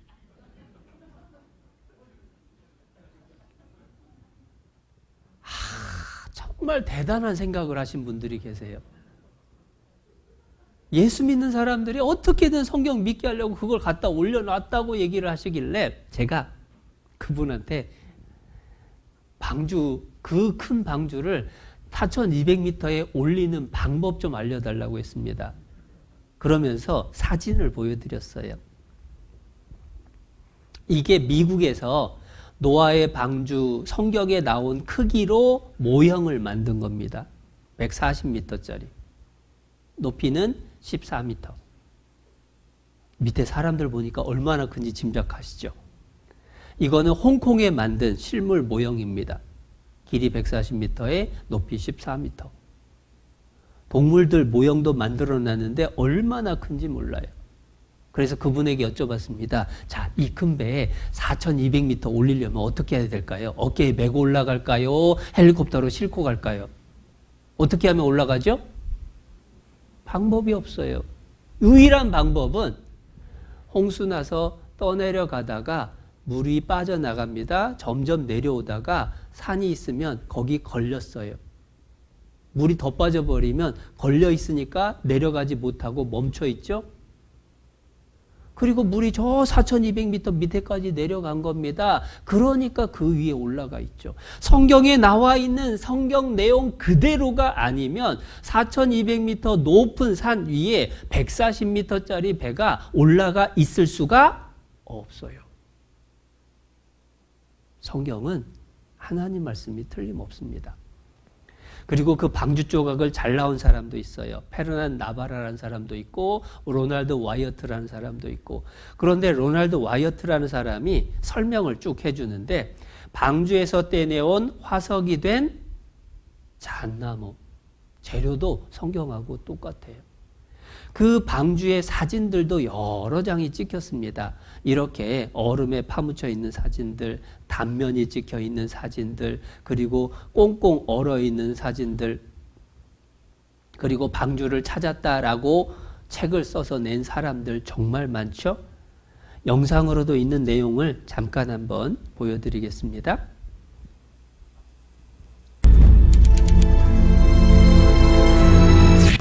그렇다면 대홍수를 피하기 위한 노아의 방주도 있는 것일까? 있다면 어디에 있는 것일까? 노아의 방주가 있었다면 어디에 있는지 추정할 수 있는 그 한 가지 단서는 바로 성경 속에 있다. 성경의 창세기 8장 4절에는 그리하여 일곱째 달 11의 날에 방주가 아라랏산 위에 내려앉았다라고 되어 있는데, 즉 노아의 방주가 아라랏산에 있다고 그 장소를 말하고 있는 것이다. 그런데 성경 속에 등장하는 아라랏산과 같은 지명의 산이 현재에도 남아있다. 그곳은 바로 터키의 아라랏산이다.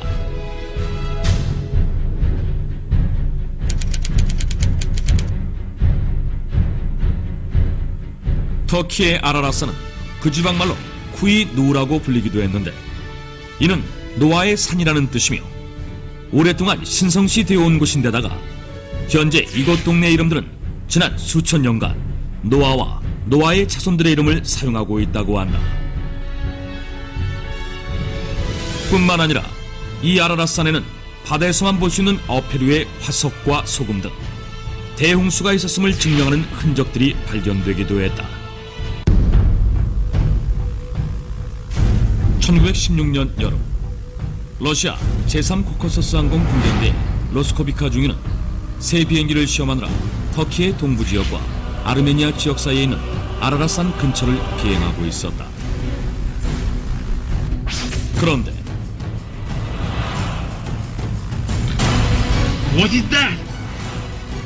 중위는 비행 도중 산 정상에 있는 호수에서 놀라운 것을 발견했다.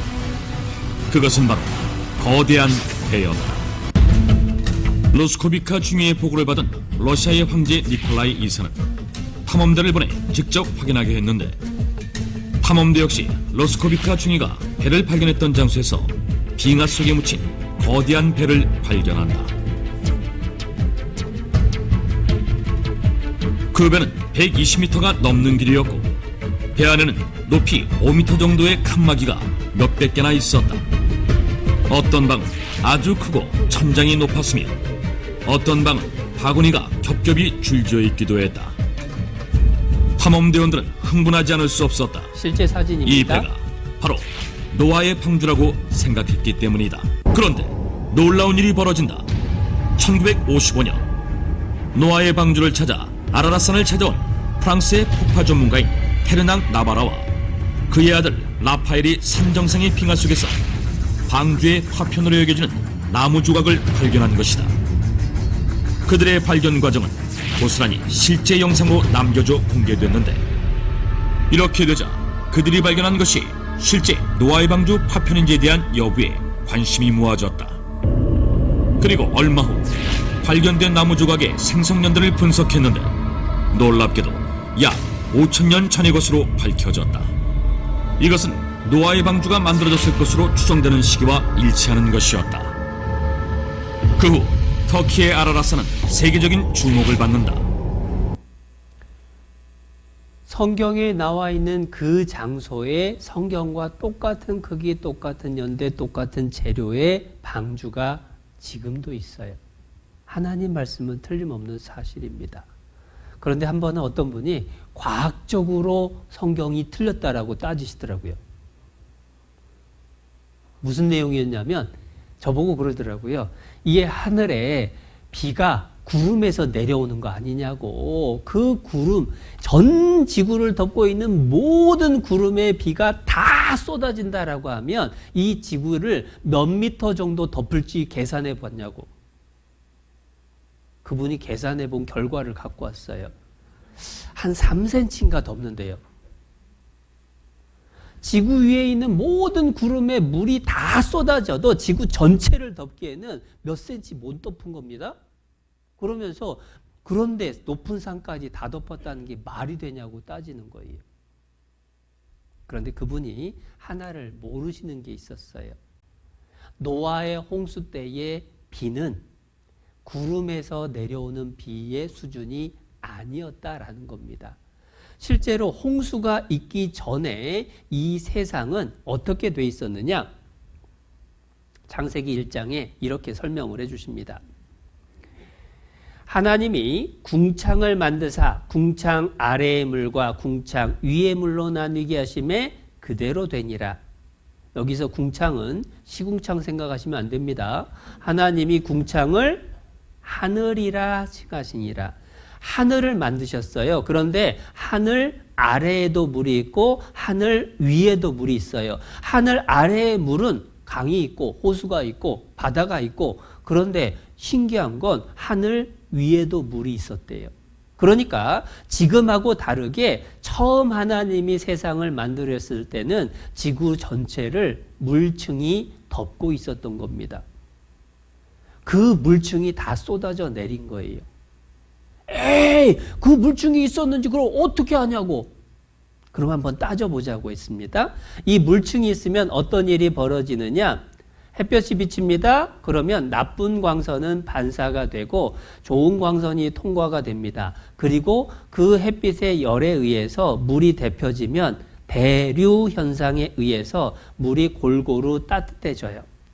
그러면 이 따뜻한 물로 지구 전체를 감싸고 있으니까 쉽게 말해서 지구가 통째로 온실 속에 들어간 것하고 똑같아요. 그것을 확인해 보는 방법은 뭐냐? 지금의 북극, 지금의 남극, 추울까요? 더울까요? 춥죠.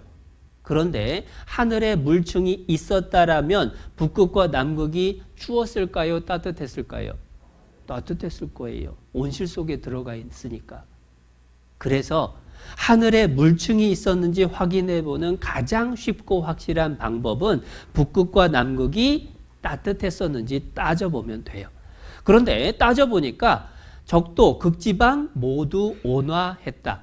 남극도 한때는 따뜻했다. 남극에서 발견된 고사리 화석, 따뜻하고 습했었다라는 증거죠. 그리고 북극 가까운 시베리아에서 맘모스 화석이 발견이 됩니다. 그런데 그 맘모스 뱃속을 해부를 해보니까 소화도 안 된 채 들어있는 열대 화렵수잎이 들어있었어요. 얼음 속에 맘모스 화석이 있는데 뱃속을 보니까 따뜻한 동네 나뭇잎이 들어있는 거예요. 그러면 맘모스가 따뜻한 적도 지방에 가서 나뭇잎 뜯어먹고 소화도 되기 전에 북극에 와서 얼어 죽었을까요? 그럴 수는 없죠. 그래서 결론이 뭐냐? 시베리아가 원래는 아주 따뜻했었다. 그 시베리아가 이런 맘모스 화석이 지금도 발견이 돼요. 그 맘모스 뱃속에 그 음식물도 발견이 됩니다. 그런데 그곳에 맘모스 화석이 한두 군데가 아닌 거예요. 이 북극 가까운 시베리아 전체에 골고루 있습니다. 결국은 북극도 따뜻했다. 남극도 따뜻했다. 하늘에 물층이 있었다. 그 물층이 다 쏟아져 내려서 지구 전체가 물바다가 됐습니다. 성경에선 지하수도 터져 올랐어요. 그러니까 산을 덮을 홍수가 가능했던 겁니다. 그 홍수의 증거 중에 하나가 지각의 75%가 퇴적암이라는 거예요. 퇴적암은 홍수 때 물이 확 쓸려가면서 산 사태가 나고 그 흙탕물들이 쌓이고 쌓여가지고 돌이 된 게 퇴적암이에요. 그런데 지구 전체의 75%가 퇴적암이라는 건 지구 전체를 뒤덮은 홍수가 있었다라는 뜻입니다. 그것을 확인해주는 증거로 그랜드 캐년도 있는데요. 설명을 하기 길어서 더 쉬운 걸 보여드릴게요.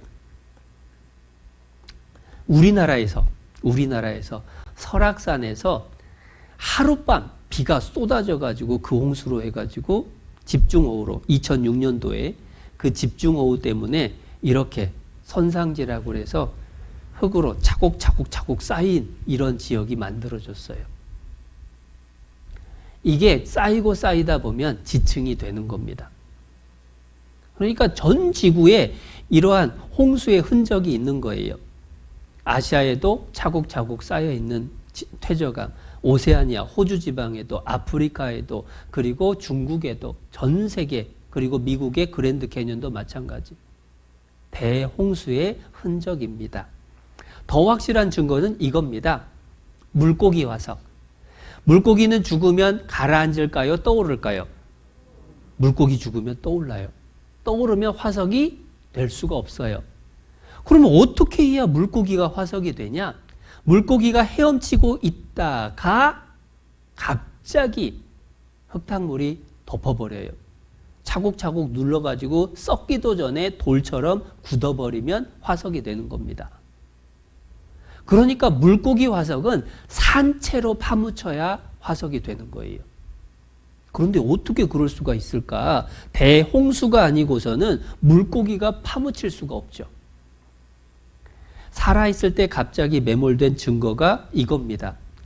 지느러미까지 생생해요. 이렇게 지느러미까지. 산채로 파묻힌 거예요. 심지어 큰 물고기가 작은 물고기 잡아먹다가 파묻혀서 돌이 됐어요. 하나뿐만이 아닙니다. 여기에도 잡아먹다가 여기도 잡아먹다가 여기도 잡아먹다가 화석이 된 거예요.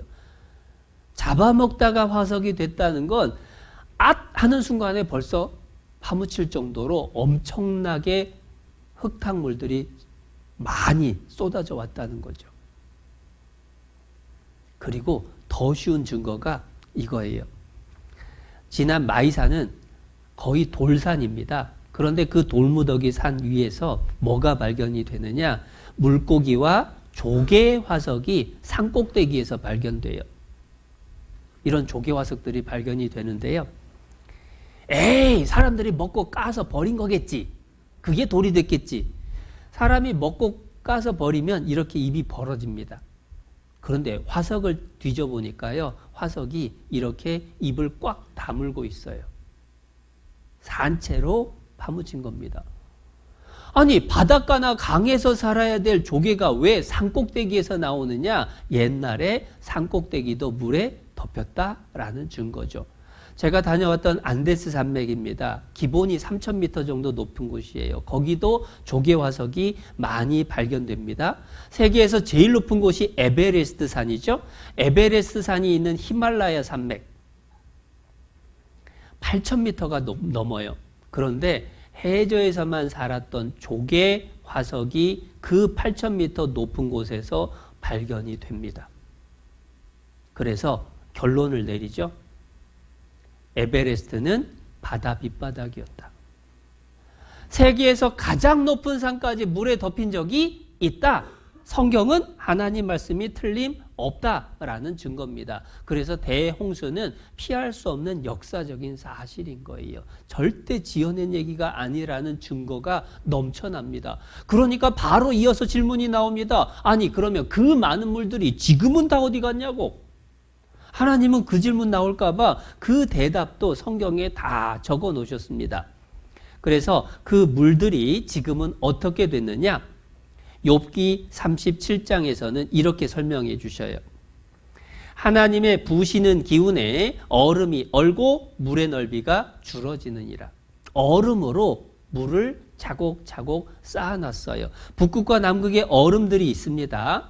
그 얼음의 두께가 남극의 경우에는 3,000m가 넘어요.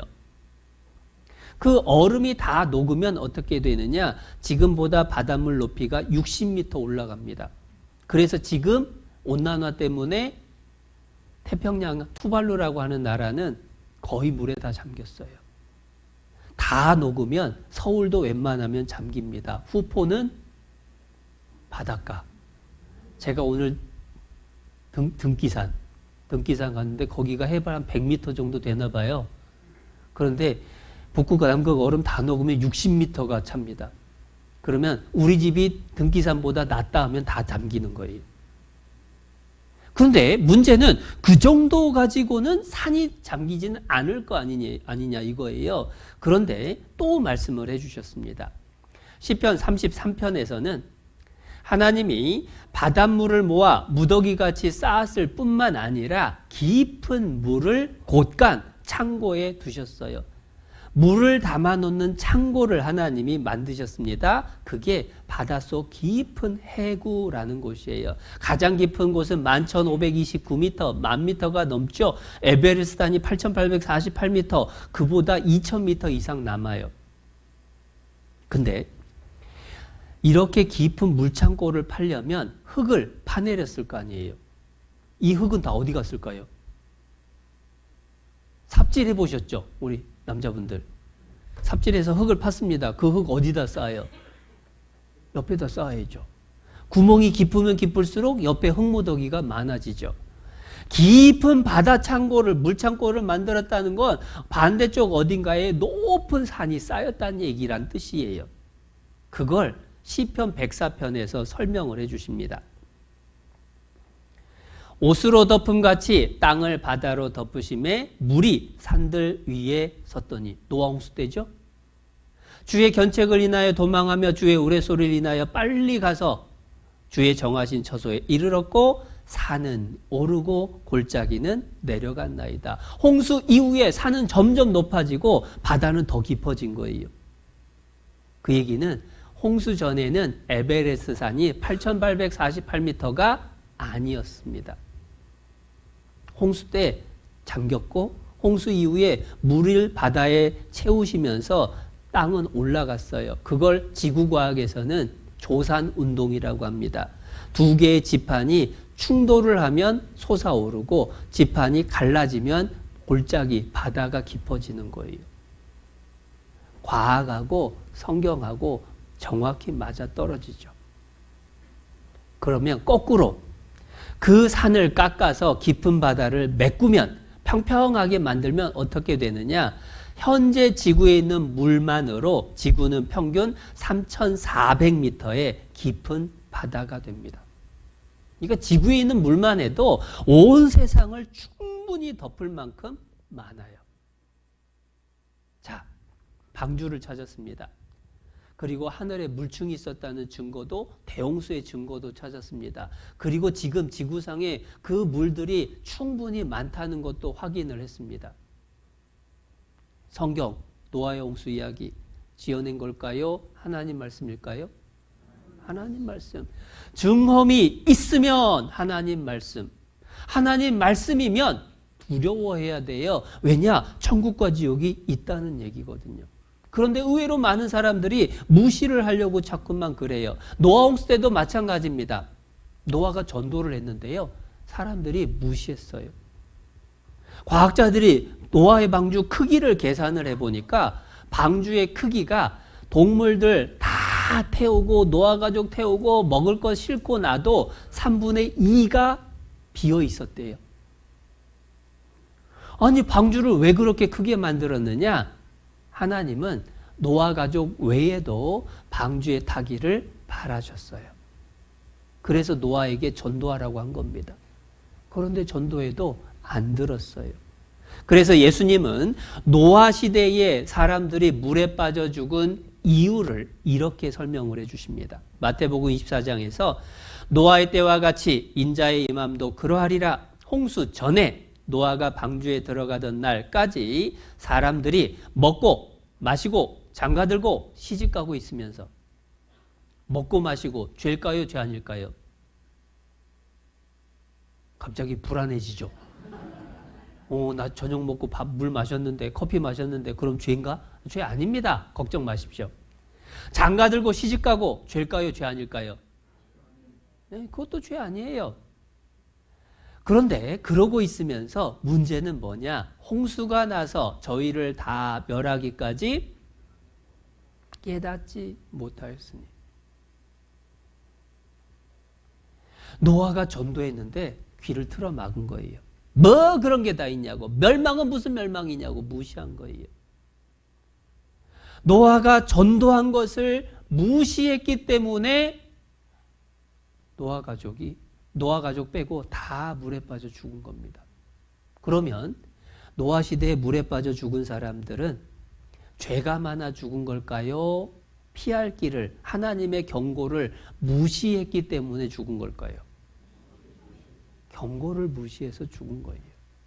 살 길이 있었는데 그걸 무시하다 죽은 겁니다. 지금도 마찬가지입니다. 왜 사람이 지옥에 가느냐? 하나님이 천국 갈 길을 준비를 해 놓으셨습니다. 듣기만 하면 천국 간다라고 합니다. 그런데 귀를 틀어 막는 거예요. 뭐 그런 게 있냐고 무시하는 겁니다. 그러다 지옥 가는 거예요. 더 큰 죄가 사실은 하나 더 있어요. 그게 뭐냐? 노아의 전도만 무시한 게 아니라 실은 그 시대 사람들이요, 이걸 보고도 무시했어요. 정결한 짐승과 부정한 짐승과 새와 땅에 기는 모든 것이 하나님이 노아에게 명하신 대로 암수 둘씩 노아에게 나와 방주로 들어갔더니 노아가 잡아 끌고 들어간 게 아닙니다. 동물들이 한 쌍씩 줄지어 들어갔어요. 여러분, 서커스에서 동물들이 이 조련사의 명령에 따라서 착착 움직이고 줄 서고 앉고 그런 거 보면 신기하죠. 그런데 노아가 방주 만들어 놨을 때 동물들이 알아서 한 쌍씩 줄지어 가지고 차례차례 방주에 타는 겁니다. 서커스보다 훨씬 신기하죠. 기적입니다. 요즘 말로 지진이 일어나기 전에 갑자기 막 쥐떼가 막 몰려다니고 벌레들이 어디로 옮겨가고 그것도 깜짝 놀랄 일인데 동물들이 우르르도 아니에요. 한 쌍씩 줄지어가지고 방주를 탔다. 세상에 이런 기적이 없어요. 그런데 그 기적을 보고도 안 타요. 이건 사람이 할 수 없는 일이다. 그렇게 생각이 들었으면 야, 진짜 하나님 말씀대로 되겠네? 그럼 방주 타야지. 이 생각을 해야 되는데 그것도 무시해버린 거예요. 그런데 문제는 그게 노아 시대의 이야기로 끝나는 게 아닙니다. 지금도 그래요. 여러분, 우리 각자 자신이, 여러분 스스로가 노아 시대에 살고 있었다면 노아가 전도하는 말을 듣고 방주에 타셨을 것 같아요? 안 타셨을 것 같아요? 잘 모르겠죠. 그 얘기는 이렇게 생각해 보면 됩니다. 지금 나를 전도하는 사람의 말을 내가 정말 관심 있게 귀를 기울이느냐, 아니면 듣기 싫은데 끌려다닌다고 나 왜 귀찮게 하느냐고 자꾸 피하고 있느냐, 그거 보면 금방 드러나죠. 우리 시대의 하나님이 경고한 내용이 이거예요. 베드로서 3장에 이로 말미암아 그때 세상은, 노아 때 세상은 물의 넘침으로 멸망하였으되, 홍수 때 그렇게 망했죠. 이제 지금 하늘과 땅은 그 동일한 말씀으로 불사르기 위하여 간수하신 바 되어 경건치 아니한 사람들의 심판과 멸망의 날까지 보존하여 두신 것이니라. 이제 앞으로는 불로 멸망이에요. 에이, 불로 멸망한다는 게 말이 되냐? 말이 되죠. 요즘은 금방 공감이 됩니다. 노아 홍수 때는요, 하나님 믿지 않고 불순종해서 물로 심판받았어요. 이제 앞으로 세상은 불로 심판받는데 핵전쟁이 나면 불바다라는 거 이젠 다 알아요. 믿을 만한 증거가 넘쳐나요. 이 세상을 불로 심판할 것도 틀림없이 가능하다. 과학자들도 이 세상 핵전으로 멸망한다. 다 생각합니다. 더더군다나 성경을 배워보니까 창조의 증거도 있어요. 에덴 동산, 노아 홍수 증거도 있어요. 틀림없이 하나님 말씀이란 증거들이 있는데 그럼에도 불구하고 듣기 싫어하고 귀 틀어 막는다면 노아 시대에 노아의 말을 무시하고 기적을 보고도 무시하다가 멸망한 사람들하고 똑같이 될 거란 얘기예요. 그래서 우리는요, 노아의 이야기를 보면서 교훈을 받아야 됩니다.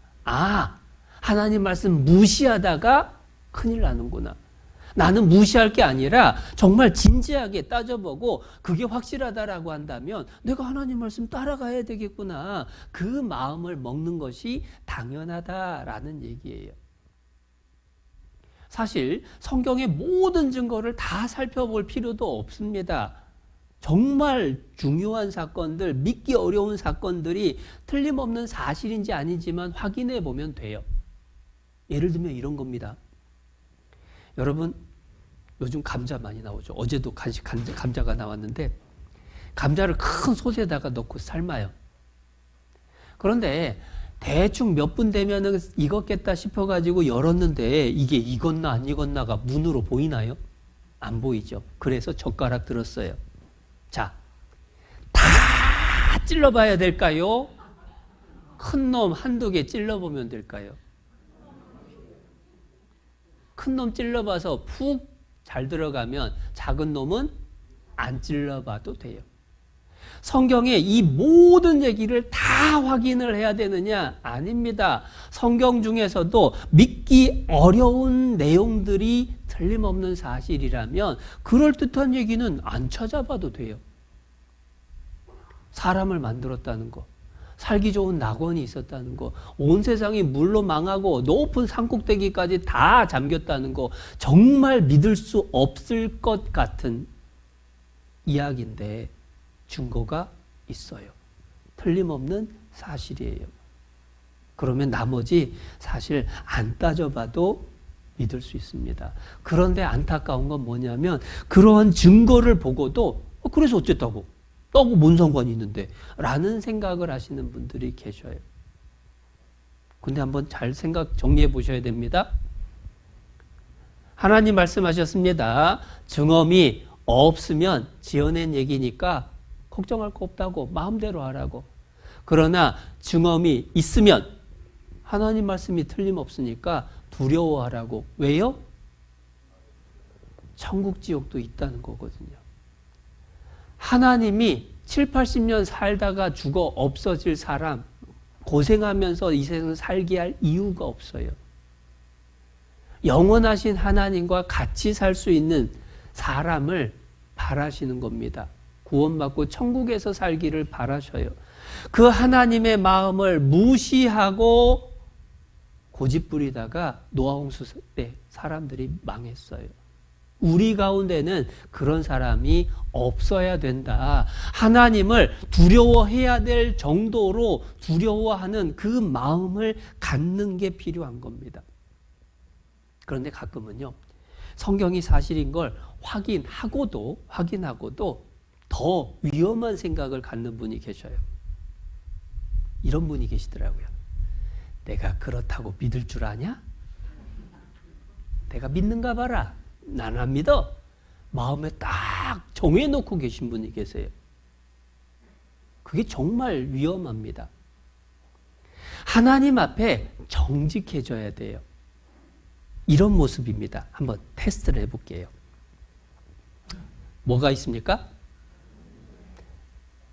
앵무새라고 믿으십니까? 그런데 알고 봤더니 사람한테 바디 페인팅이라고 하죠. 그린 거예요. 잘 느낌이 안 오시죠? 근데 여기 끝에 보면 발꿈치도 있고요. 못 알아보실까 봐 스케치를 해드렸습니다. 이 모습인 거예요. 자, 앵무새입니까? 사람입니까? 아, 앵무새인 줄 알았는데 확인해 보니까 사람이네. 그게 믿음이고 그게 정직한 거예요. 그런데 어떤 분은 뭐 그게 사람이냐? 앵무새지. 아니 이거 보시라고. 그래도 에이 말이 되는 소리를 하라고. 이게 앵무새라고. 이게 고집이에요. 성경에 확실한 증거를 보면 아 정말 하나님 계시는구나. 성경에 하나님 말씀이 맞구나. 이게 정직한 건데 증거를 보고도 에이 내가 믿을 줄 아냐고. 내가 그까짓 것 몇 개 봤다라고 내가 믿을까 봐? 아이고 이게 고집이에요. 그런데 하나님은 그 고집에 대해서 뭐라고 하시느냐? 로마서 2장 5절에 다만 내 고집과 회개치 아니한 마음을 따라 진노의 날, 곧 하나님의 의로우신 판단이 나타나는 그날에 임할 진노를 네게 쌓는도다. 고집을 부리면 벌이 더 커지는 거예요. 하나님 앞에 고집 부릴 게 아니라 확실하구나. 그러면 믿으면 되는 거예요. 그런데 이렇게 설명을 해드려도 그래도 어떻게 보이지 않는 하나님을 믿냐고 이런 분들을 종종 만나는데 그런 분들한테 제가 거꾸로 질문을 하기도 합니다. 그러면 하나님 없다는 증거 3가지만 확실한 증거 저한테 알려주시라고. 하나님 있다는 증거는 어제도 배웠고 오늘도 배웠고 내일 모레 계속 배울 겁니다. 그런데 하나님 없다는 증거 뭐가 있냐고요. 사실 하나님이 계시다라고 하는 것도 믿음이고요. 거꾸로 하나님 없다라는 것도 믿음입니다. 왜냐하면 하나님이 안 보이기 때문에 믿음의 문제가 된 거예요. 자, 그런데 하나님 있다라고 믿는 사람은 이 땅에 사는 동안에 하나님을 의지하고 기도하고 하나님으로 인해서 위로받고 교회 안에서 형제자매님들의 도움을 받고 그러면서 살아가다가 죽으면 천국에 가는 거예요. 만약에 천국이 없어도 손해볼 게 없어요. 이 땅에 살면서 위로받고 살면서 의지하고 도움받고 살았거든요. 그런데 하나님 없고 천국 지옥도 없다라고 하는 사람은 이 땅에 살면서 무슨 일을 만나도 의지할 때는 자기 자신밖에 없습니다. 그것을 해치고 힘들게 빠져나간다고 하더라도 죽음 이후에 지옥 가는 거예요. 자기의 믿음대로 죽으면 끝이지 그 믿음대로 없으면 다행인데 만에 하나라도 죽음 이후에 천국 지옥이 있으면 그 사람 지옥 가는 겁니다. 그래서 그걸 따져보면 하나님 있다라고 하는 사람은 틀려도 손해보지 않아요. 맞으면 땡 잡은 겁니다. 하나님 없다라고 믿는 사람은 자기 생각이 맞으면 다행인데 틀리면 큰일 난 거예요. 전문 용어로 하나님 믿는 사람은 믿져야 본전. 하나님 없다라고 믿는 사람은 잘해야 본전. 그 얘기잖아요. 그러면 믿는 사람이 지혜로운 겁니까? 안 믿는 사람이 지혜로운 겁니까? 믿는 게 훨씬 지혜로운 거예요. 그런데도 뭐 그런 게 있냐고. 나는 하나님 없다라고 믿고 이 땅에서 즐겁고 재밌게 행복하게 살다가 죽을 거라고. 하나님 믿느라고 그 주일마다 가가지고 몇 시간씩 앉아있고 놀러도 못 가고 술 담배도 못 하고 나 그런 거 안 한다고. 나 즐겁게 산다고. 그런데 여러분 스스로 양심에 한번 대답해 보셔요. 인생 살아보니까 즐겁고 행복하고 재밌고 편하십니까? 조금만 살아봐도 인생 그렇게 호락호락하지 않아요. 인생의 모습을 간단하게 정리를 해봅니다. 애들 보면 저는 이런 사진 볼 때마다 무슨 생각이 드냐면 좋을 때다 이 생각이 들어요. 그런데 애들 힘들고 어려운 일 없을까요? 애들도요 서러워요. 얼마나 힘든가 몰라요. 한국 애기들이 특히 힘들어요. 이 나이에 벌써 헬조선을 경험을 하나 싶은 생각이 듭니다. 그리고 초등학교를 갔습니다. 초등학교 간 아이의 일기예요. 나는 오늘 학원을 빠지고 싶다. 왜냐하면 학원 숙제가 힘들어서이다. 그런데 그럴 수가 없다. 그러면 엄마도 화내고 선생님도 화내서이다. 기분이 비 같다. 비가 내린다. 내 머리 위에서도 비가 내린다. 매일 기분도 안 좋고 할 일도 많다. 학교 갈 때도 기분 안 좋고 생일 때만 기분이 좋다. 저는 이거 보고 슬펐어요. 여러분 생일은 1년에 몇 번이에요? 그러면 365일 중에 며칠 행복해요? 1학년짜리 애가 그래요. 왜 그러냐? 요즘 학원 다니고 학교 공부하고 엄마 아빠 시키는 거 너무 힘든가 봐요. 중고등학교 가면 말할 것도 없어요. 그래서 시험, 공부. 그래서 정신과 찾는 애들 많아졌죠. 그 어려운 시기를 또 통과해서 대학 가면 행복할까? 그래서 이 학생들 보니까 나는 이슬만 먹고 살래요. MT 가가지고 열심히 노래 부르고 신나게 놉니다. 그런데 그게 행복 시작이 아니에요. 왜냐하면 취업이 안 돼요. 그러니까 20대 90%가 백수단 말이 옛말이 됐습니다. 사는 게 힘들어요. 그래서 장사해볼까 했더니 세상에 왜 하려고 하면 사고가 터지냐고. 에이! 일하는 게 중요한 게 아니라 연애나 해야지. 그래야 행복하겠다 싶어서 자기 나 잡아봐라. 거기서지 못 헤이 드라마를 찍습니다. 그 순간에는 진짜 행복한 것 같아요. 야, 이 사람하고 있으면 정말 행복하겠다 하고 결혼식을 올렸습니다. 결혼하면 불행 끝 행복 시작인 줄 알았는데 애 생기고 나니까 웬 일이 이렇게 많은지 시댁 챙겨 처가 챙겨 너무 힘들죠. 에이, 그래서 술이나 먹고 말자. 그런데 술 먹을 때는 잊어먹는데 술 깨고 나면 더 힘들어요. 그래서 쾌락을 찾아봅니다. 바람을 피우고 애인을 만들고. 그런데 그것도 불안하죠. 지나고 나면 허무해요. 그래서 쾌락만 추구하다 보면 어떤 결과가 나타나느냐? 철학자들의 이야기에 오락에 빠지면 빠질수록 인간은 더 깊은 비극적 늪에 빠져들어가게 된다. 마약이 대표적인 예죠. 순간의 즐거움 위해서 마약을 찾았습니다. 결과는 끔찍해요. 돈이 있으면 행복할까? 수많은 학문 연구 결과 돈은 행복 주지 못한다. 그래서 자식을 잘 키우면 행복할까? 그런데 자식 키워놨더니 애 맡기고 갑니다. 손주 키워달래요.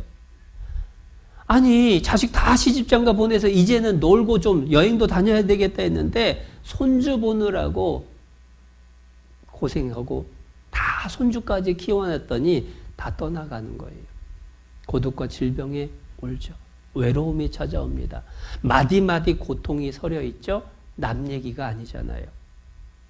그렇게 나이 들어 늙어가는 것도 사실은 마음대로 안 됩니다. 언제 사건, 사고가 닥칠지 몰라요. 학교 가는데 다리가 무너질지 누가 알았겠냐고요. 지하철 타고 약속 장소 가는데 정신병자가 불지를지 누가 알았냐고요. 수학여행 가는데 그 수학여행 가는 배가 가라앉을 줄 누가 아냐고요. 그리고 그 사건, 사고가 남 얘기인 줄 알았는데 어느 날 내 가족이, 내 친척이, 그리고 내가 그 사고를 당하게 될지 누가 아냐고요. 신기한 건 그렇게 갑작스러운 사고로 너무 이르게 세상을 떠난 가족들을 향해서 대구 지하철 화재 때 사람들이 벽에다가 남긴 글이에요. 다음 생에서 행복하세요. 세상 아픔 잊어버리고 하늘나라에서 행복하세요. 좋은 데 가라. 하늘에서 행복하세요. 계속 반복되는 겁니다. 좋은 데 가라. 좋은 데 가라. 하늘나라에서 행복하세요. 하늘나라에서. 이 사람들 다 교회 다닌 사람일까요? 아닙니다. 하나님 몰라도 내 사랑하는 사람이 너무 일찍 허망하게 가게 되면 마음에서 이렇게 끝이면 안 되는데 그 생각이 들죠. 좋은 데 가라. 하늘에서 만나자. 사람의 본성 속에 하나님 닮은 영혼이 있기 때문에 죽음이 끝이 아니라는 걸 본능적으로 느껴요. 그리고 죽음이 끝이면 안 돼요. 여기 이 어르신은 없이 사는 집입니다. 직접 쟁기 끌어요. 이 집은 조금 이시 사는 집입니다. 소가 쟁기 끌어요. 저는 이 두 사진 볼 때마다 진짜 생각이 많이 들어요. 할아버지도 쟁기 끌고 소도 쟁기 끌고 만약에 죽음으로 해서 끝이 난다라고 한다면 소가 더 행복할까요? 이 할아버지가 더 행복할까요? 저는 외람된 말씀이지만 죽음으로 끝나버릴 것 같으면 소가 더 행복해요. 이 할아버지 뼈 빠지게 쟁기 끌고 일을 하면서 머릿속으로는 세금은 어떻게 낼 것이며 자식들 시집장가 어떻게 보낼 것이며 이 병원비 약값은 어떻게 감당할 것이며 온갖 근심 걱정 끌어안고 살죠. 그런데 소는 그런 거 없어요. 시키면 일하고 먹이 주면 먹고 쉬게 되면 쉬고. 만약에 죽음으로 모든 게 끝날 것 같으면 저는 제일 부러운 게 새예요. 새. 가고 싶은데 가고 안고 싶은데 안고 보고 싶은 거 보고. 여러분 사람이 짐승만 못할까요? 만물의 영장이라는 말이 사람에게 영혼이 있기 때문에 모든 이 세상의 어떤 존재보다 소중하고 영원히 살 수 있는 존재라는 뜻입니다. 죽음은 끝이 아니에요. 끝이어서도 안 돼요.